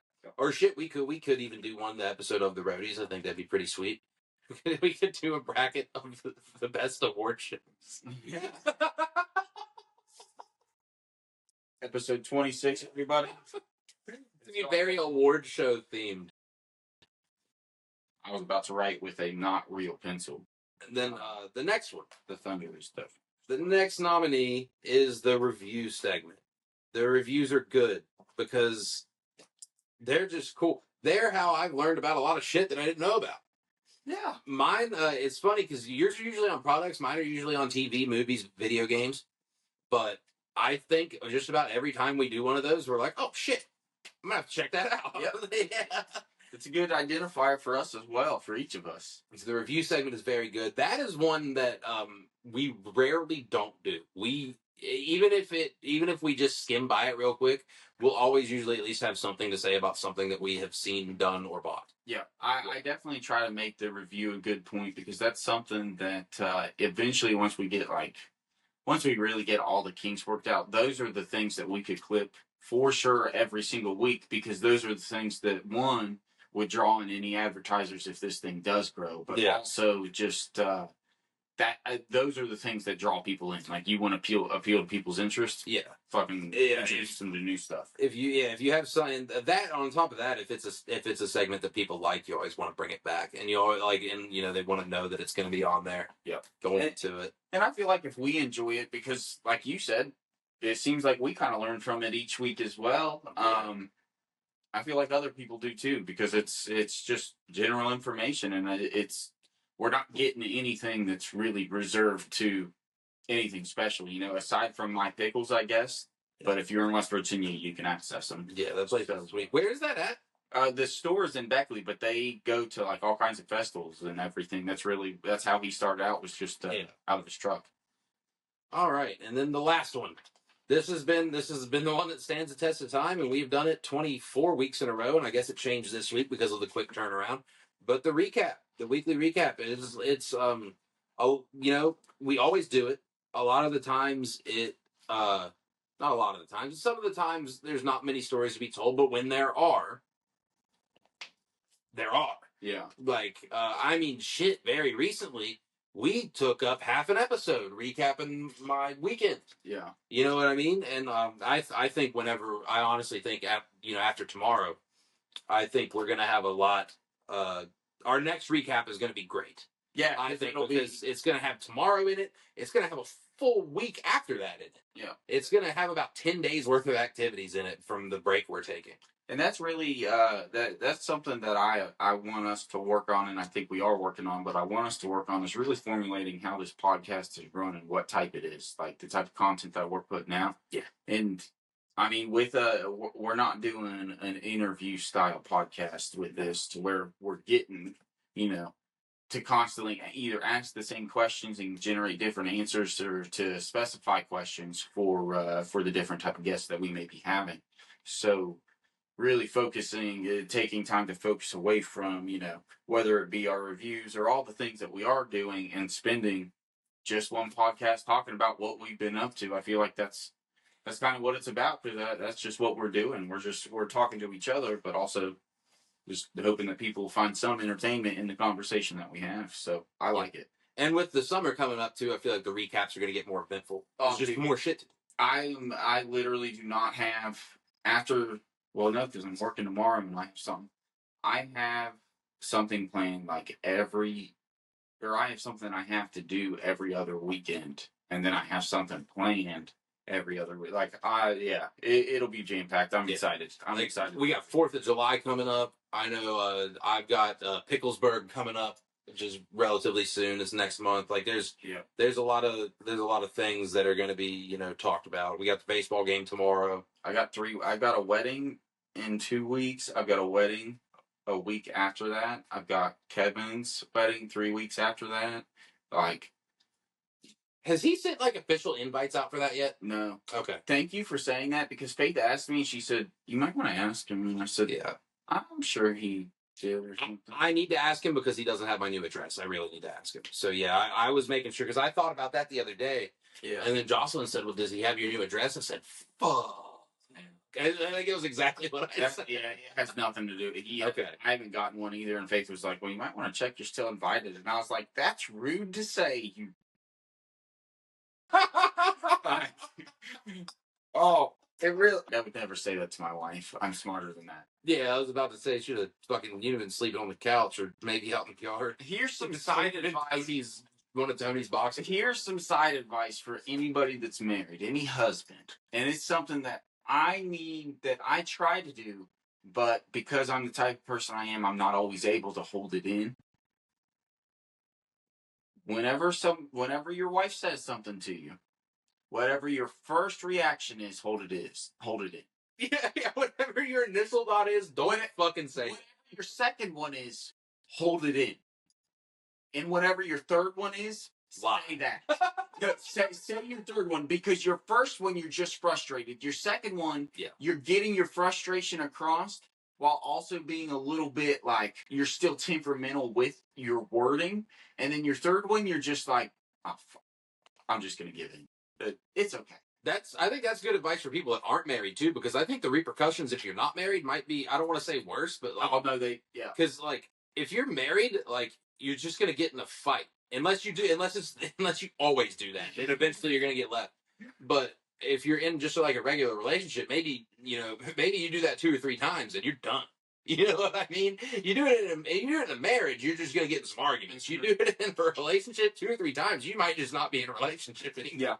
That is good advice, because that's really good advice, because especially whenever you're dating, well, when you're married, you need to learn to pick your battles too, just because. Yeah.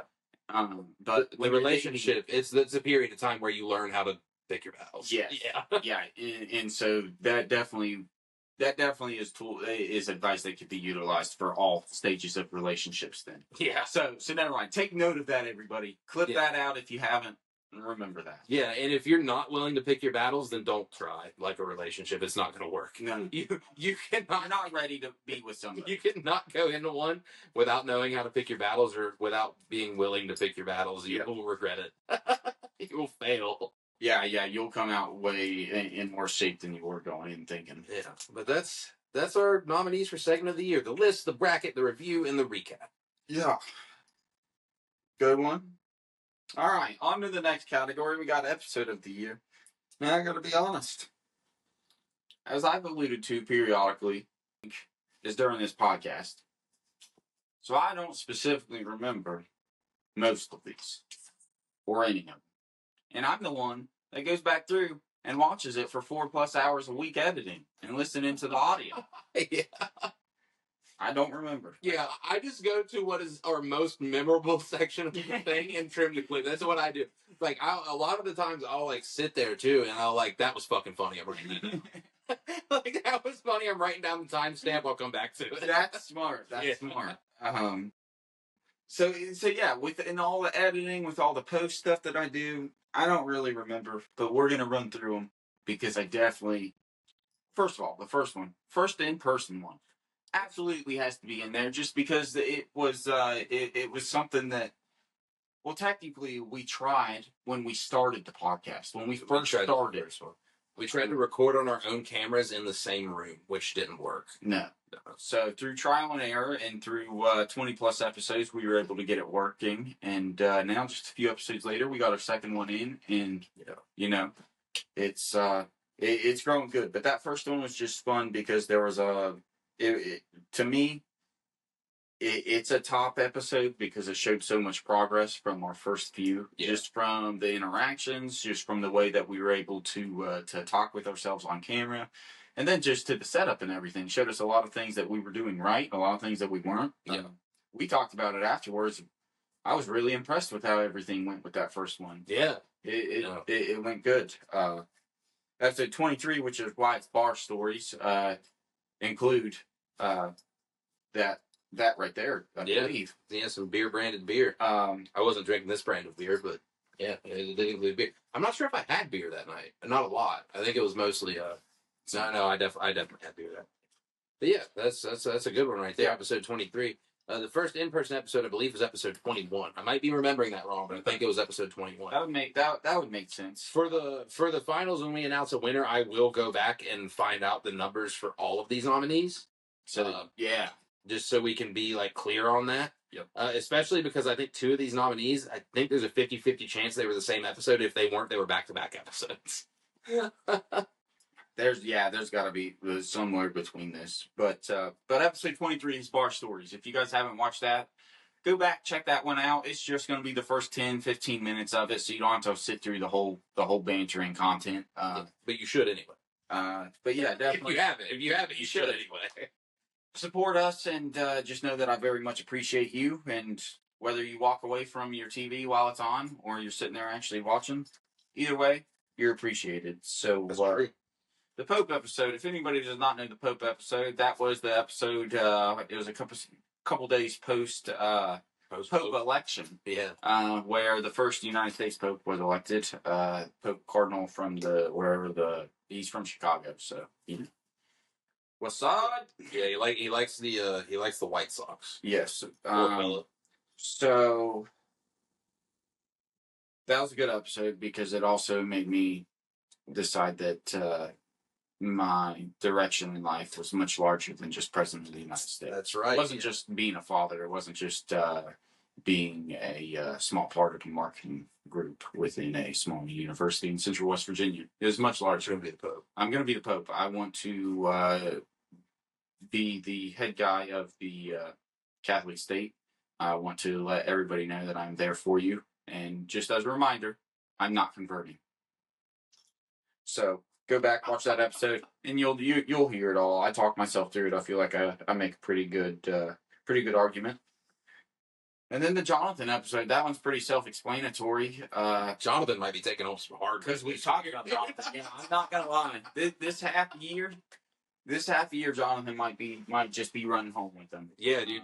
And when we do an end of the year one, we might have oldest turtle episode or oldest turtle award too, or oldest tortoise, whatever he was, and he might win that. Well, what I thought about for this was doing. We can keep this for episode of the year since this is just what we've done up to this year, and we're just gonna do season 1 awards. And we're gonna start. We're gonna actually end each season, and then each season I'm gonna make a different intro. Like we're gonna have it we're gonna make it run. So we'll just do season 1 awards at the end of the year. That way we can keep these the yearly awards. Nice. And then our first episode ever, because that was something that we've alluded to many times, talked about many times. It's something we've talked about doing for years. Oh my God! Yeah, forever.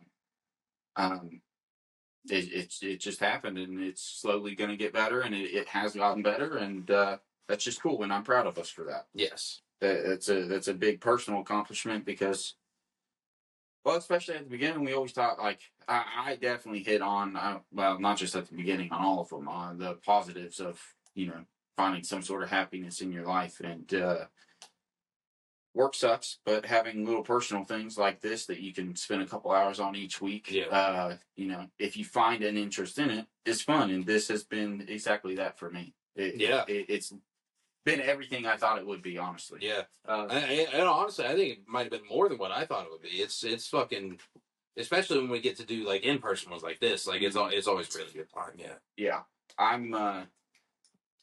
Everything about it's helped me. I'm just going to talk on it for a second, just because we're at it. This whole podcast, dude, it's helped me so much just within my graphic design work alone. Yeah. I taught myself so much stuff in so many different softwares, and though it's all super basic level, it's more than what I knew at the beginning.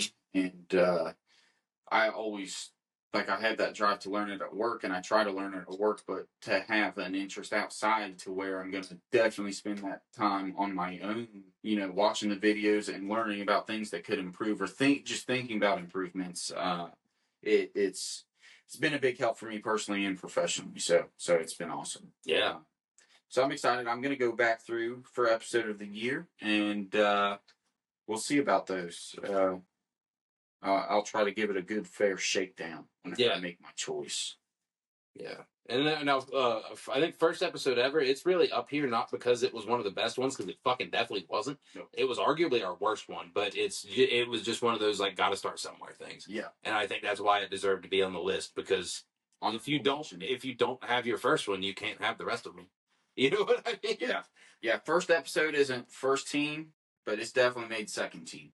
Yeah, like, I think, we're not announcing winners yet, but I think it's fair enough to say that one's probably not going to fucking win, but it is still important enough to where I think it deserves a spot in the top 5. Yeah.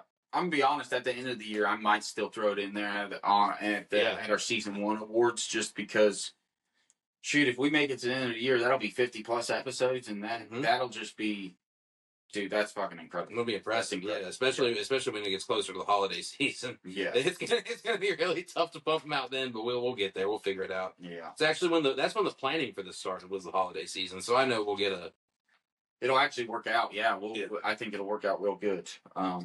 We can move on to the next category, Ryan. Yeah.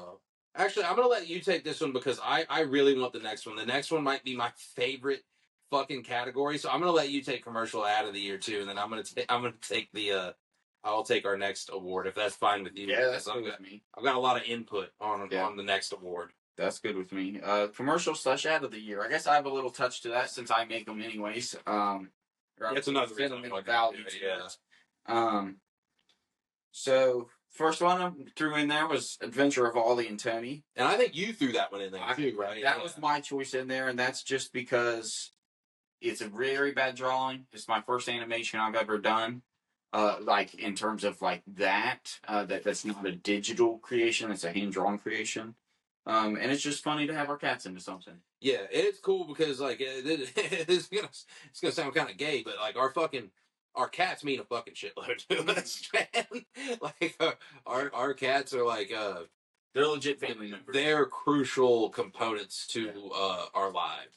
A big thing of what mine and Wyatt's Snapchat stories are, because we don't Snapchat each other, but when we do snap each other, they're shared memories, and they're usually, like, I just sent him one of his cat Oreo chilling in my remote next door. Yeah, he was out cold. He was sleeping, just fat, upside down, chilling in my room. I was sitting on this couch chilling, and it's just good memories. Yeah. I miss that bastard, dude. I miss that bastard. He would be a good addition to the show. He would, like, if he was still around, he'd probably be fucking right here. Yeah. Like, he would probably be right here in the middle of the recording. Yeah. Yeah. That's man. Yeah. So our cats are very important to us for multiple reasons. Then the bread ad, just because bread's funny. That was fucking funny. I don't care. I loved that one because it reminded me of the Got Milk ads. Just ads for milk, no brand. That's what it came from, because we had the conversation about the Got Milk ads, I think, the week prior. Because I think we did. Or one of the weeks. We did, because I remember saying, you were like, yeah, that was brought to you by bread, and I was like, yeah, just like milk. Yeah. So so that's just like, my ads are bad. That one's actually not a bad one, because I fucking love that one's actually not a bad one. That one cracked me the fuck up. The Milk the Goat one deserves to be up there. That one's a solid one too, because outside of my family like that, I showed that to my mom.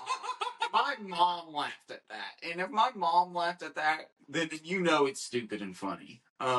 Because she is not that type of person, but I got a laugh out of her, and it made me happy. And then the oyster shucking, that one deserved to be up there for, as all of them does. They're funny, but in my mind, what sticks out of that, if you haven't watched it, go to probably about 12 seconds in, and you'll get to the tongue, and the tongue starts licking the oyster up and down. That animation to me was so fun to make. So I'm very excited for commercial of the year. What I'm going to do is I'll play all 4 of those commercials since I have them already uploaded. I'll play all 4 of them whenever we go through to choose this category, and we'll announce a winner with it. Yeah, those are good. Now it's my turn. I thought a lot of this. Most of these haven't even been given a real name, other than the I really shouldn't have done that award. This one I had to give a real name. This one, it's stuff that we have either bitched about or fought with. Yeah. All fucking 24 episodes up to this point. And now we're on 25. But this is the Backroad versus Everybody Award. And what this is our biggest enemy. This is what we have had. This is the person or thing, or I don't think not one of these is a person. But this is it's either been a company or something that we have fought with all goddamn year to some capacity. The Backroad versus Everybody Award, our biggest enemy. Nominee number 1, Netflix. The first probably 5 to 8 episodes, we had a lot to say about Netflix. We've given them some grace. We've come back and complimented some of their shit too. Yep. You know, they gave us tires. Yep. They give me a lot of the true crime documentaries that I watch. They give me a lot of good things. They also sometimes kind of fucking suck. So I think it's worth throwing them in there. The next one is very new. Our next biggest enemy, who just actually unbanned us early this morning. TikTok. About roughly a month ago, I decided I was going to try to make a TikTok. I figured it'd be another good place to put up our clips and stuff. You know, reach a different audience. Or, I mean, my girlfriend uses TikTok, and I know your wife uses it as well. And like the TikTok Explore page, like you just a lot of the times find a lot of random shit. Like we can, a lot of random people can randomly run into us on there. Yeah. So I thought it'd be a good idea to make a TikTok. Well, for the first 2 weeks, maybe even 3 weeks, I couldn't edit our profile. I couldn't change the name. I couldn't put a picture up. Couldn't do anything. I was able to do that now. And then, for whatever reason, I touched on it last week's episode. For whatever reason, we got fucking suspended. We didn't do anything. I don't even mean we didn't do anything wrong. We didn't do anything. We didn't post anything on there yet because I couldn't edit our username. I couldn't edit our profile picture. I couldn't edit anything. I wanted it to be branded. I wanted it to be as uniform to the rest of our shit as it could be before we used it. Yeah. I didn't want people to have to remember 8 different fucking usernames to find us. And we got banned for no reason. We have recently got unbanned. We will, before too long, you will start seeing clips on there as well. I'll post, I've still got a couple of things to work out on the profile before I share the link to everything. But yeah, this one might be a little bit more me personally than Justin. I've been fighting with these sons of bitches for a month. So, yeah. I just hate social media, so I'm all against TikTok. I burn to the ground, baby. Yeah.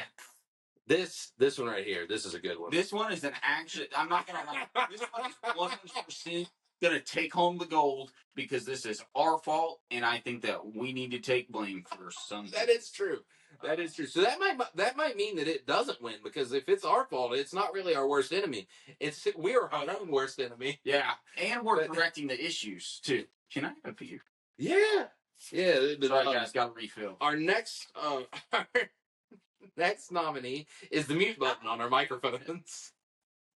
The mute button on our microphones. We have constantly spoken for a while without unmuting our shit. You always hear it. Actually, a lot of the times you don't hear it because you'll hear it in the last one because I didn't undo it whenever you told me, but usually I always cut out. We'll cut out the part. Yeah, I'm very good at cutting out small, between 5-second and fucking 45-second, like just chunks of nothing. Yeah, so if you ever see a part where we just randomly frame skip, it's probably because somebody tried to talk for about 45 seconds with their mic muted, and we both do it about the exact same amount. Like it's not like one of us is worse than the other. We both do it a lot. Take turns almost. Yeah. Yeah, we really fucking do. I remember there was one episode where I think we each did it like twice. Probably like twice a piece. Dude, trying to be polite to each other. Yeah, because like one of us will be coughing or something, or some shit will be going on, or somebody's air conditioner will be running, or a ceiling fan's going, and we'll mute our shit while the other one's talking. And then when we finally have input to put back, we forget to unmute it. Mm-hmm. All right, our next potential enemy, the Pirates front office. Yeah, that's an enemy to the whole city of Pittsburgh. We've had a lot of gripes about the Pirates front office. I've had a lot of gripes about the Pirates front office. If you were to ask, if this podcast were to somehow reach anybody in Pittsburgh, they're going to think that should win. Yeah. But unfortunately, this isn't their biggest enemy. This is our biggest enemy. But they're up there. They're worth noting. They're worth noting for the main reason is it's not even because, like, I know Justin's not a huge baseball follower, but a big reason is because this lack of accountability and just a lack of give a shit that this ownership has and this whole front office has made what used to be a very enjoyable outing not as fun. Yep. Like, going to Pirates games just are not as fun as they used. They're still fun if you don't go a lot and you want to get out of the house and you want to go sit outside, enjoy some nice weather, watch some not good baseball, and drink some way too expensive beers. Then it's still a good thing to do. But we talked about it whenever the dude fell off the wall. I said that thing that I heard on the radio, that PNC Park has gone from being a ballpark to just being Pittsburgh's most expensive bar. Yep. That's all people go for anymore because they don't give a fuck about the baseball. And that's the front office's fault. So that's why they're on this list. Yep. I'd add to it, but I really don't have to. I just, yeah, no, you hit it on the nail on the head. I very much enjoy baseball to the fullest extent in terms of watching and being a fan. Like, I'm a hardcore die fan of baseball because it's one of the best sports to watch live. Yeah, in person, it's probably the best one to watch. Yeah, you can't fucking, because it doesn't matter. Here's the thing with baseball, if nobody's ever been, it doesn't matter where you sit. It doesn't matter where you sit. You have a great seat to an awesome, especially in PNC Park. Yes. Yeah. I guess I do have a filtered perspective on that, I guess. Yeah. But it's just, it's frustrating because what it's done to me as an outside fan, as somebody that didn't play baseball but is a fan and has been a fan my entire life, the culture has changed. Like, it's wasteful, and it's honestly wasteful. It's the only reason to go to a game is almost like Wyatt said. If you want to go to get out for a Saturday, get out for a random day, enjoy the outside sun, but you better not be going there to watch the Pirates. You better not be going there to, like, enjoy yourself. If you're somebody that doesn't enjoy baseball, you're going to enjoy yourself. 100%. They have a great time. But if you're somebody that enjoys good baseball, you're going to be frustrated. Yeah, because you ain't going to see that there. You're not going to see it. Unless it's from the team that's beating you. Right. And then our last nominee for the Backroad versus Everybody year is Riverside. For those who don't know what Riverside is, if you haven't seen the little watermark on the corner of anything that we've made, Riverside is what we record on. While we do have a special place in our hearts for them, because it's what we use, we obviously like them a little bit, we've had, I don't want to say a lot of issues, because we haven't had a lot of issues. It's just the few issues that we had have been fucking bad. Yeah. And they have not been on our end. We have had issues like, there was a whole episode where you couldn't see me. Yeah. You couldn't see anything that I did. You couldn't see it until post. It recorded me. You couldn't see me. There have been episodes where our audio readings picked up tremendously, and then we go to edit and we sound perfectly fine. The editing's finished, and then you watch the thing back through, and one of our audios will just be fucking completely shot for no good reason. Yeah.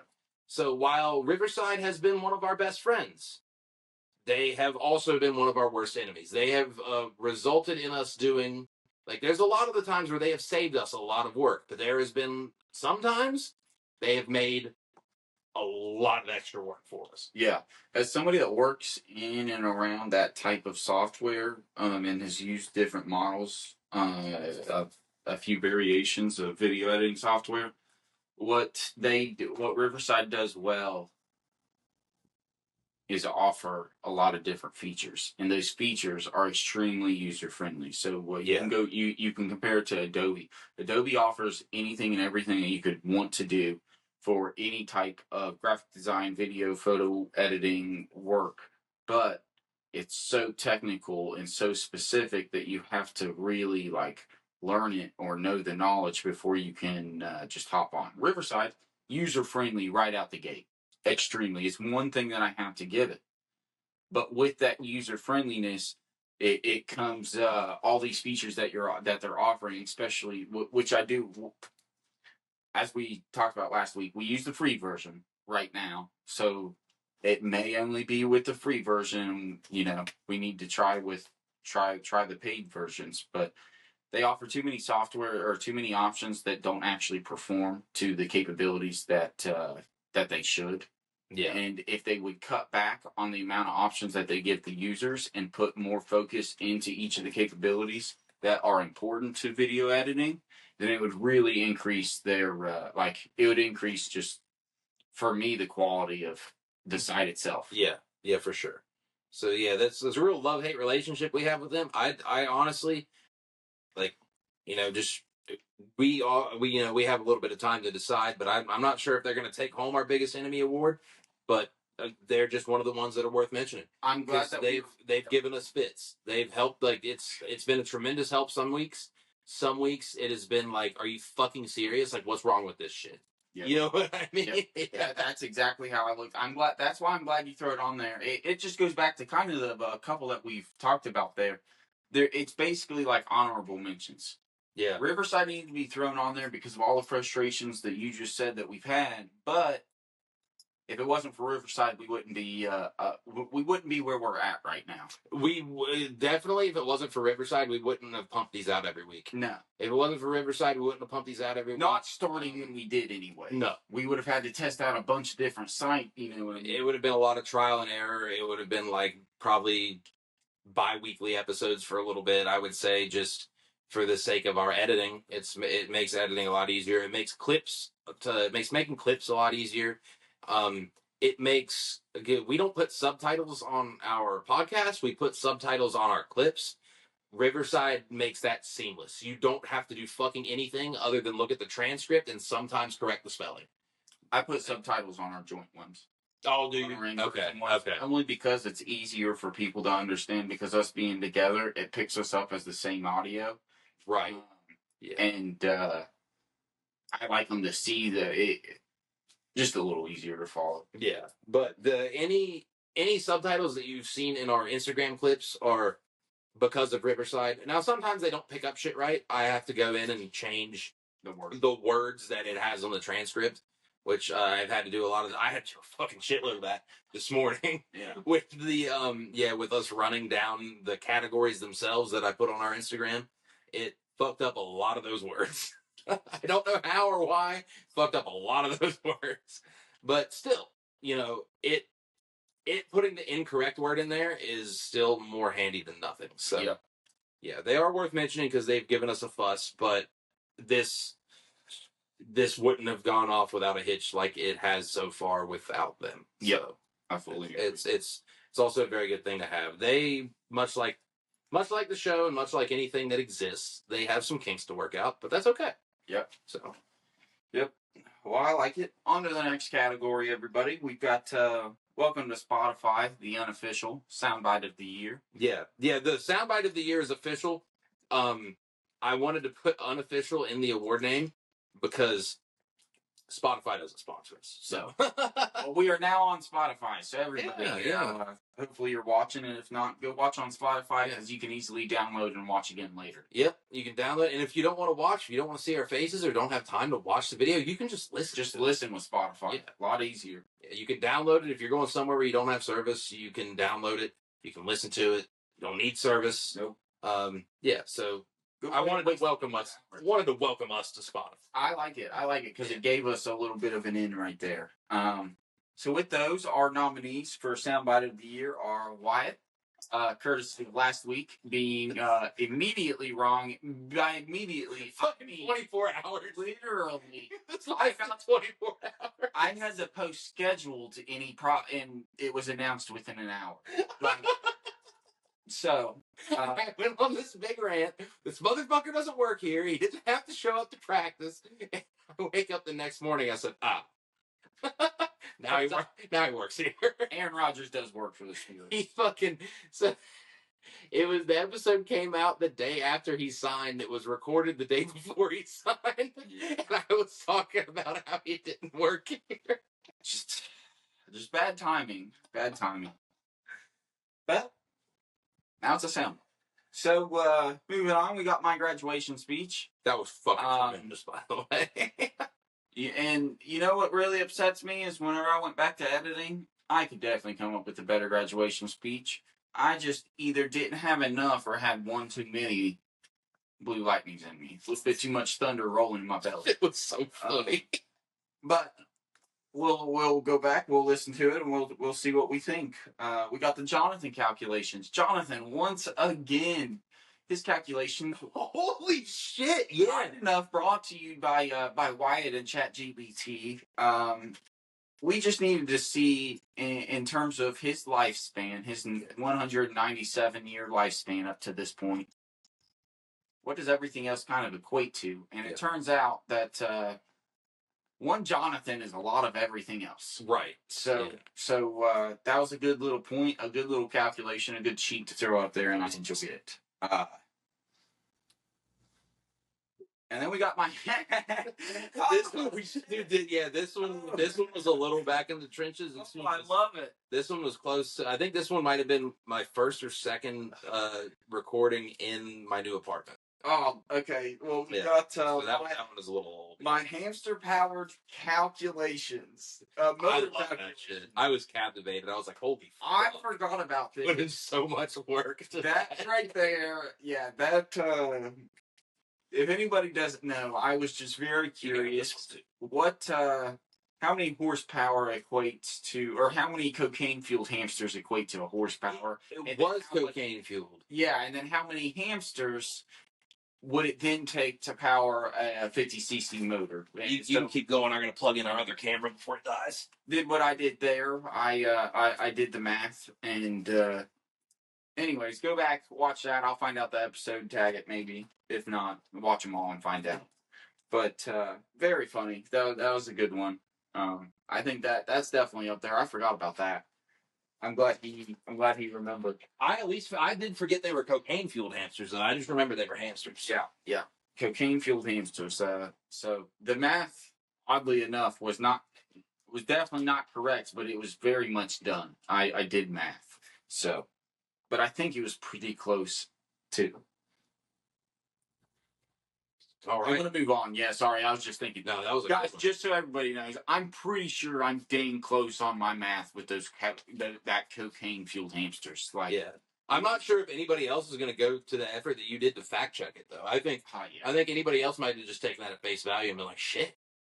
Yeah. That's a lot of hamsters. One person fact checked me, but I think I'm wrong. So on to the next award. I'm excited for that one. This one's a good one. I think all these are good. I think all these categories are pretty solid ones. But Apparel of the Year award. We like to try to mix up what we wear. And a lot of the times we don't acknowledge what each other are wearing unless it's hilarious. But we like to wear different stuff anyway, just for shits and giggles. Whether it be hats or I'm a big repeat hat guy. I wear this hat and my Nike hat a lot. That's probably the most appearances I've had with those. I'm very excited. I'm sorry about this. Everybody's getting this slightly old hat right here. This hat is actually from the time that we went from Myrtle Beach. Yeah, You stole the fucking Denny's menu for the IHOP. Yeah, I got the IHOP menu out of there. Yeah. That was a good one. Dude, I'm telling you, guys, if there's ever a post show, there's all kinds of stories to it. Yes. But yeah, so I got an old hat on here. I like to do different hats every time. That's my favorite thing. At least until I run out. I'm pretty close to running out. Yeah, I try to mix it up on shirts from time to time. Today I'm just wearing plain black Julian Trailer Park Boys style t-shirt. That's nice. The only reason I'm wearing this is it's super breathable and it makes me not look like a complete fat bastard, but it's super breathable. So, and it was hot as fuck today. Yeah. Like, I needed this today. I was like, I can't go outside in any other t-shirt. I'm going to sweat my ass off. I need this one. But yeah, so Apparel of the Year. I'm going to not name the first one first because I like how I worded it. I'm going to say it for last. So my blind glasses. Anybody that doesn't know what that is, I went to a wrestling show back in February. I bought this pair of glasses. Didn't bring them with me. But I bought this pair of glasses that I wore for a long time that weekend. I wore them a lot of the places that I went. They are impossible to see out of. I tried. I almost made the mistake of trying to go buy a beer with those glasses on. I stood up and I said, "This ain't gonna work." Because I'm already packed into the Gainbridge Fieldhouse. We're in the dead center of the aisle. I'm blind as shit, but we wore them on the sunglasses episode, which was originally in my list for episode of the year. It didn't end up making the short list, but it was in my mind for episode of the year. But it was on the sunglasses episode, and yeah, I can't see a damn thing out of those. They're just a headache waiting to happen, but they are funny. Then I brought this with me actually. The next one. It's a good one. This is from last week. I'm going to debut him. Yeah, this is from last week. My intro podcast partner, and then he had to leave because there were some people that were doing drugs and team up with him. But Mr. Deadpool is doing this once again. The Deadpool mask is on. I'm not going to leave this thing on for too long. It muffles my voice. But the Deadpool mask is on Apparel of the Year. It was a late entry. We got actually another late entry, too. I like this because I saw it last week. And this style of hat I've seen referred to as the dad hat. But yours literally fucking said dad on it. So it says on the list, it says Justin's dad hat. Which I thought was fucking sick. I appreciate that clarification because to me I was confused because I'm a very proud father. I have 3 dad hats.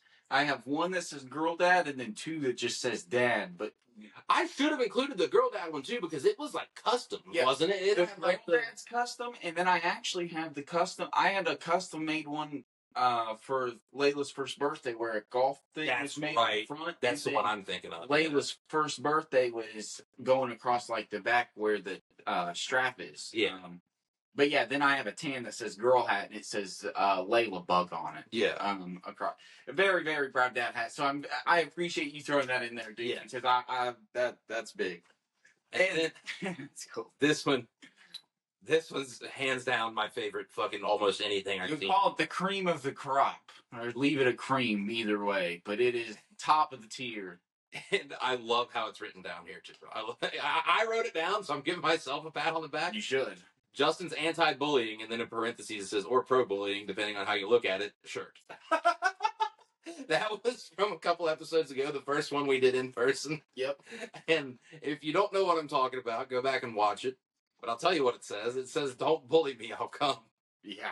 And I'll tell you what, depending on the person that you're talking to, Wyatt, it really could be a bullying shirt. An anti-bullying. It could be an anti-bullying But shirt. for me, it is definitely a please pick bullying shirt. Yeah. I want you to pick me apart like I'm your nerdy little cousin.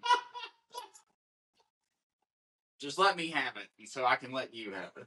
Oh my god. But that's a very, very good one. I'm very excited for that one. I have some real quick honorable mentions that didn't make the list. They didn't make the list, but I thought about them. We each have a very similar hat because I went back through. You had the bright idea, my dumbass. I was going to go back and watch the first few minutes of like every fucking episode. But Justin suggested to me, yeah, you can just go look back through our weekly posts of the pictures and see what we're wearing. I said, that's goddamn brilliant. That's exactly what I'll do. A lot easier. It's going to save me so much time. I will be up not nearly as late doing that.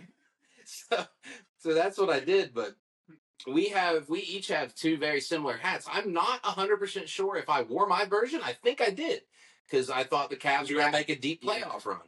So Justin has a Kermit the Frog hat, the old Kermit the Frog meme where he was just sitting there drinking the tea. His is a white hat. Mine is a black hat with Kermit the Frog in a Cavaliers jersey drinking out of the Larry O'Brien trophy. Yeah. So those were on the list that didn't make the final cut. Let's see. I have a blue John Cena T-shirt that I bought from Indianapolis that did not make the final cut. The only reason that it was even close to making the final cut is because it's fucking John Cena. Yeah. And because if he comes to Pittsburgh, which they have a show at the end of the month, if he comes to Pittsburgh, I'm getting the Pittsburgh one too. Yeah. Like even if I don't go to the show, I will order it because it's going to be Pittsburgh themed because they're themed for every city. Right. So yeah, that was on the cut that didn't make it. There was one more that I can't think of. I have one. My St. Patrick's Day outfit. That's right. My St. Patrick's Day outfit with my hat. I bought specifically for St. Patrick's Day, and I'm going to plan to do every time that we have a weekly themed holiday. I plan to try to theme it out because I just want it to be fun. I want it to be appealing to people, and I want everybody to know that though I'm a very, very serious person in terms of a lot of things, this podcast is not one. And it is meant to have fun, and it is just fun for me. So, yeah, I'm excited. That's a good one. Yeah, our final nominees, without the honorable mentions, are Justin's bullying shirt, my blind glasses, the Deadpool mask, and Justin's dad hat. Very excited for that one. That's going to be a fun one to do. Yeah. And what's cool is one of us is taking home some hardware. That's right. Yeah. Jonathan doesn't get it. We should have put Jonathan's shell. He might have just won it because somebody would have voted for him. If one person would have commented and said Jonathan for all of them, I would have had to give Jonathan 10 awards. That's how influential you guys are to me right now. I just need one. That's true. Yeah. Now, in the future, if we get enough viewers, so if you do watch this, tell your friends, tell your family. Probably don't tell your kids unless they're of age. Yeah. You don't want them influenced by this nonsense. But yeah, if we get enough viewers on this, we will do this on a voting system. Yep. Like we get enough viewers on this, we will put up polls and stuff, and you guys will pick the awards. But for this one, we get to pick them. That's what I told Faith. What our plan was to do within growing it. Yes. And talking about Faith, I can just kind of push into this next award. So our second to last award is this might be our most important one because this is the only one that's like not trying to be funny. This very much is. Aside from what, so Assistant of the Year award.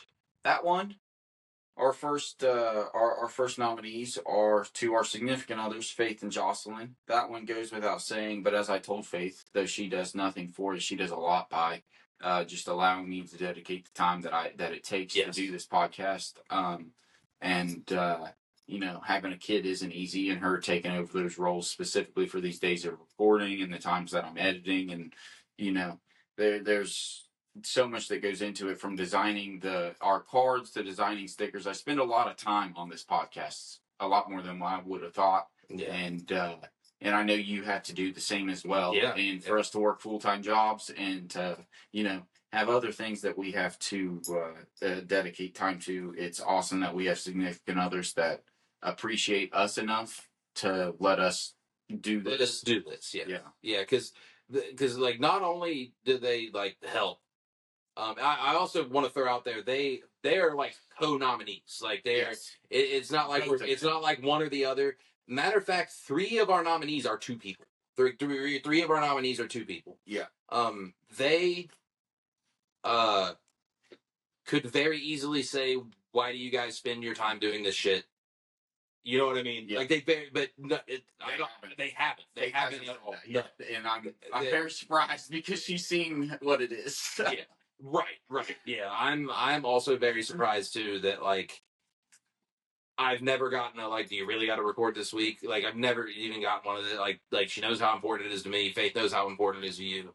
It's fucking really cool that they just let us have this thing. Yep. Like because they don't have to, and especially you have like your wife is your wife and a parent. She definitely doesn't have to. Yeah, like, and that really you touched on it there. It's they're just so it's them not just allowing us, but it's them. They're taking an interest in our interest by allowing us to dedicate the time that it takes to do this. Yeah, and so, Jocelyn actually watches this from time to time too. So that's also more support as well. So. Yeah, that's great. That's one of our few views, and I appreciate that. So thank you, Jocelyn. Please. Yeah, she was actually she was another one of the people that were like, are you guys gonna have this on Spotify ever? Good. Yeah, I love that. Good. See, we love feedback. Anything, constant improvement. So yeah, Faith and Jocelyn, you guys are probably the only ones that get real explaining. Ollie, who has done nothing. He has not been quite literally even showed up. He hasn't even showed up. He's in the house right now, but he's just like downstairs sleeping. so Ollie and Tony, his cat and my cat, they get in there just because we love our cats. Yeah. Tony's also actually showed up. Tony's actually been here. Well, I guess Ollie was in my commercial. That is true. You know what, Ollie, good for you. He was in your little ad. And he would pop up in the episode if he was outside the door trying to get in, which you know how vocal he is. If he was trying to get in, we would have heard him and he would have got let in. Yeah. So he will eventually probably make a guest appearance. Yeah. But yeah, Ollie has done nothing, but Tony has. This next one's kind of funny, but it's also kind of true. I'll let you go on. Yeah, it's very true. The next nominee is us, is ourselves, and it's because we do literally everything, which obviously because that's what it takes. Yeah. But there are awards, so we get to make them up, and we're nominating ourselves because why the heck not? Well, and it's like a lot of podcasts. So granted, they're more popular podcasts with people that already have money and already have a following, and this, that, or the other. Yeah. But like a lot of these people have camera people, they have recording people, they have editing people, they have people that do a lot of their heavy lifting. We fucking do that. Yeah. Like we are our own assistants in terms of the work. Like it's not like we just sit down and record and then boom, it's done. Put the shit up. Yeah. I literally just talked about it. I probably now there has been 3 episodes total that I have not had the time throughout the week or in the evenings to watch the whole episode. Right. So I just key in for specific things whenever I edit, and I'll have to post, or like I'll have to export and I'll have to post based off of that. But most of the time I'm putting minimum between the time that we're doing this and the time in editing and, everything else, probably about 4.5 to 5 hours average.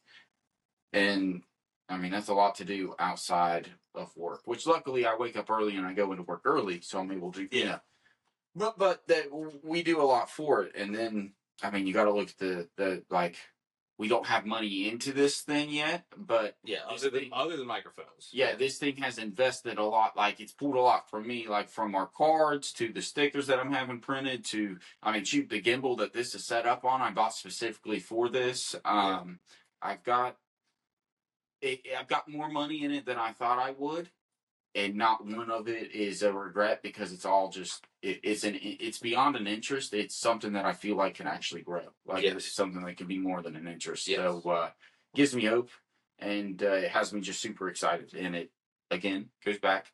I'm proud of all the work that we do for it. Yeah, it's awesome. And then the last one is we can even talk about it now because of the current space that we're in is. And I like that we're going to do this. We're keeping it to conserve the names that we have to give away already. Wyatt's mom.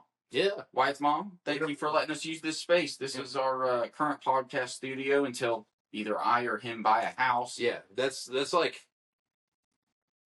Yeah, this is her house that we use. That's obviously why there's a picture of me on the wall. I'm not that much of a fucking hothead.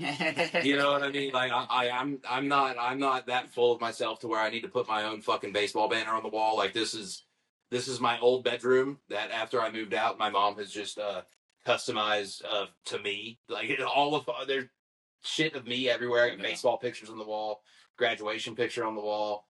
Like yeah. So but yeah, if she wasn't here.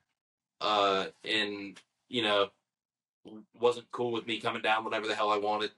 Wasn't okay with me just being a estranged son. Yeah. Like so, she is also worth mentioning because like if it wasn't for this house, probably wouldn't have recorded one of these in person yet. I'm going to be honest. If it wasn't for this house as well, we're just throwing it back. I don't know if we'd make a podcast because we never would have lived together.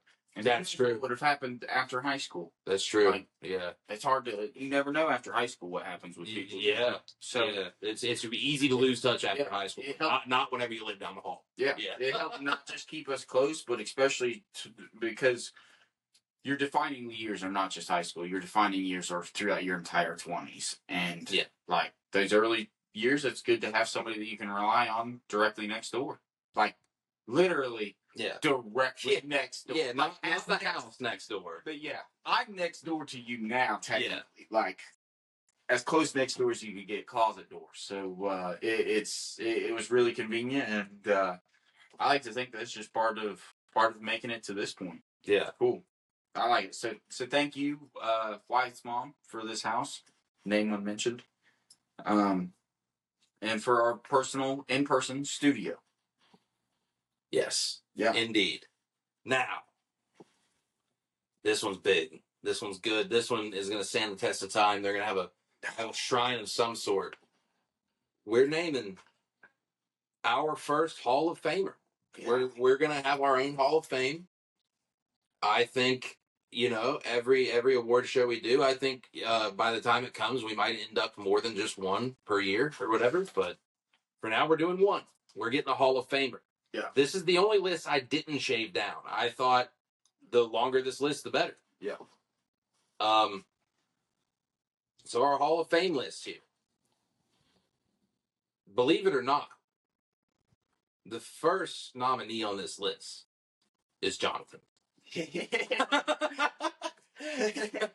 Jonathan pops up a lot. He is here forever and always. He's going to end up outliving us somehow. There's a real chance of that. Yeah, there's actually a legitimate chance of Jonathan outliving the show, or outliving us, like the people. But yeah, Jonathan is definitely worth a Hall of Fame nomination because he's everywhere. Yeah, he's everywhere. He's taken over episodes and episodes, and potentially at some point he is going to take over merchandise. He's going to take over everything. The next one. He was a big topic of conversation in our most recent bracket. Dale Earnhardt Sr., the original. I think he's worthy of a Hall of Fame nomination because while he didn't win the bracket, he gave his life to the sport. And I would have voted for him to win that bracket had his documentary been out 2 weeks prior. Yeah. His documentary. I told everybody to watch it. Then if you haven't watched it, go back, just look it up. It's just called Earnhardt. It's phenomenal. It's absolutely phenomenal. So that's a great one. I'm glad you threw him in there because honestly, this man deserves to be in as many Hall of Fames too. That's true. That's true. That's just the biggest thing. Hopefully this will catch enough traction, and then someday, if he does win our Hall of Fame award, or even if he doesn't win this one, gets inducted at some point. Yeah. Then maybe one day it'll show up on his Wikipedia page. Yeah. If people who don't know what it is are going to be like, what the fuck is that? It's funny is all it takes is creating an account, so I'll update it if you ever wait to. Dude, that would be hilarious. It would be funny. That'd be a good clip. Our next nominee, the only other character on this list, Piss Jugman. I throw in Piss Jugman because I think Piss Jugman was really the first character. He was really the first character that came into our lore that has gotten referenced more than once. Jonathan came shortly thereafter, and I think Jonathan is more prominent. But Piss Jugman's worth answering, and he's a piss jug. He's just a big piss jug, which I think is pretty cool. Yeah. I think that's worthy of at least Hall of Fame consideration because he's not going to get in any other Hall of Fame unless you're in the Piss Jug Hall of Fame. How do you beat the big piss jug with a face? You know what I mean? Yeah. But Piss Jugman's worth mentioning. Absolutely. Up next, we've got Tony. Tony, the main reason that I mentioned Tony, he was our first cameo appearance. Yeah. He was our first living, breathing object other than ourselves to appear on this show. Like on camera. When he jumped in, yeah. I remember that actually. Yes. So Tony was the first guest. He wasn't a very long guest.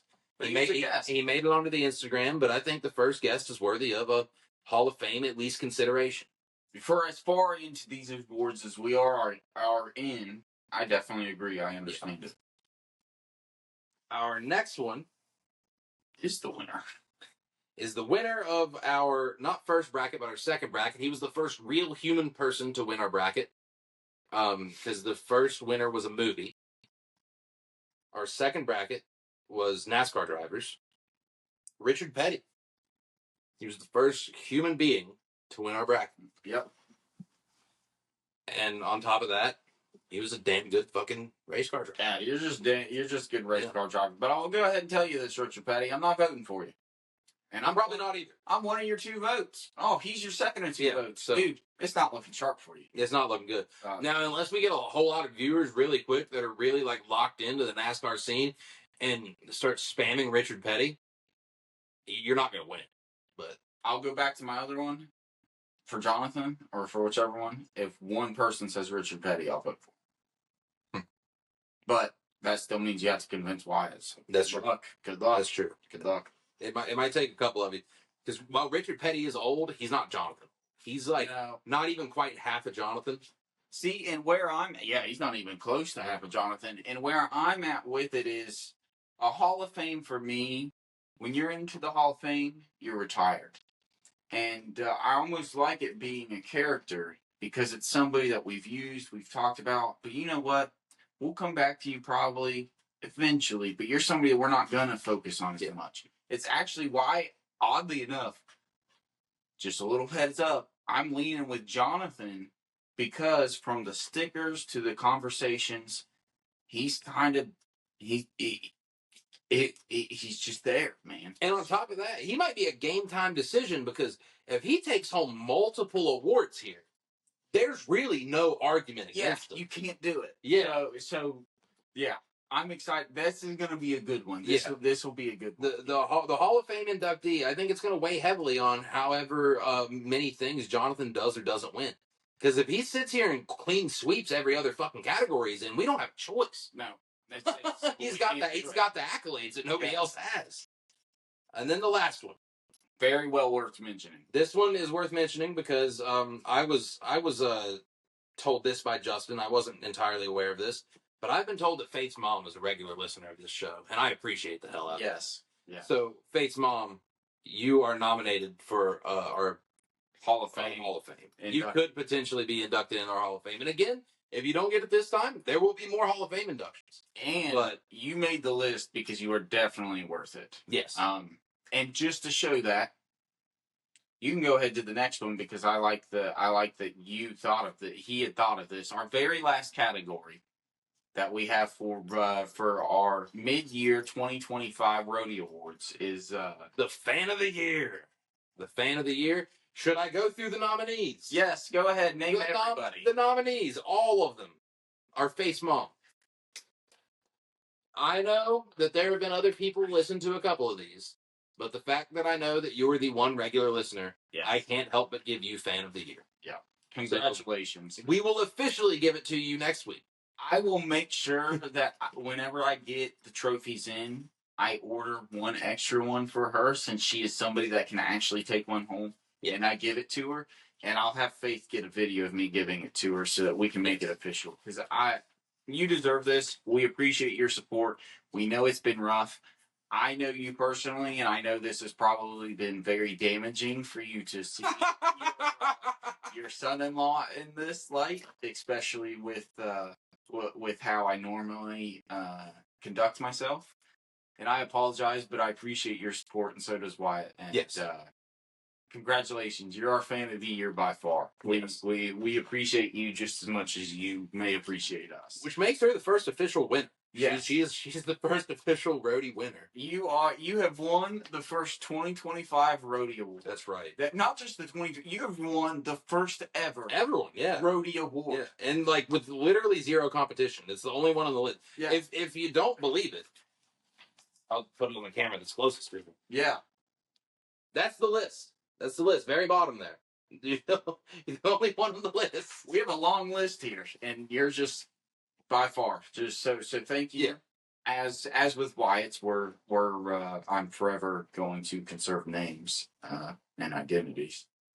Faith's mom, You're awesome. Yes. So thank you guys. I agree. And that right there, that's our nominees and one winner. But that's our nominees. So anybody watching this, if you have input, we would love to hear it. Yeah, very much so. Yes. Let us know what you think. Yeah. Let us know how many of these awards you think Jonathan is or isn't taking home. Luckily, we didn't review Jonathan. You know, if we did, he might even take home another one. Would probably. We haven't constructed a Jonathan segment yet, but we very well could. There's always the chance. I don't know how. I was about to say I don't know how he didn't get into the soundbite of the year, but he fucking did. So there's always the chance. I love it. Yeah, I love it. And then you can catch us next week for the real winners. Yes, all of them, not just one. All of them, every one of them. Yeah, I like it. That was a good little segment there. That was good. It was, and I think this might be a perfect point in time to wrap this bitch up. Yeah, I actually think so too. I was wanting to do reviews, but I think that this right here. Oh yeah, you had something, didn't you? Oh, I guess they're over at the house. And you know what? It's okay. This right here, I feel like just timing, how everything's ending up. Where are we at with the score? How did it end? Yeah, I would say we missed the end of the game, but it finished with the Thunder one. Shit. 2-2. Okay. Well, congratulations, Thunder. Thanks for prolonging this. Tied 2-2, 111 to 104. Yeah, get us to a game 7. Let's make a game 7 really fun. Yeah. Do a game. If it gets to game 7, we'll find a way to somehow do a watch along. Get all these people, prove them all wrong. Show them that this is a good finals. Yeah. Take those people that said this is bad for basketball and shove this finals up their ass. Yeah. Please. Well, heck yeah. That has been a good episode. I'm excited for next week, man. Yes. I'm excited for the finals. I'm excited for the NBA finals, the final awards, and I'm very excited to see where this weekend takes us because we got some shenanigans planned. Yeah. Good recaps coming up on episode 26 probably, and then good award show, and then we'll keep on rolling here into the next half of this year. Yeah, and then we'll see you again for a even better award show in either late December, probably early January, depending on when it falls, but we will get there. Yes, sir. Absolutely. Till then, thank you, everybody. Thank you for the half year. We're going to look forward to a lot more half years ahead of us. Yep.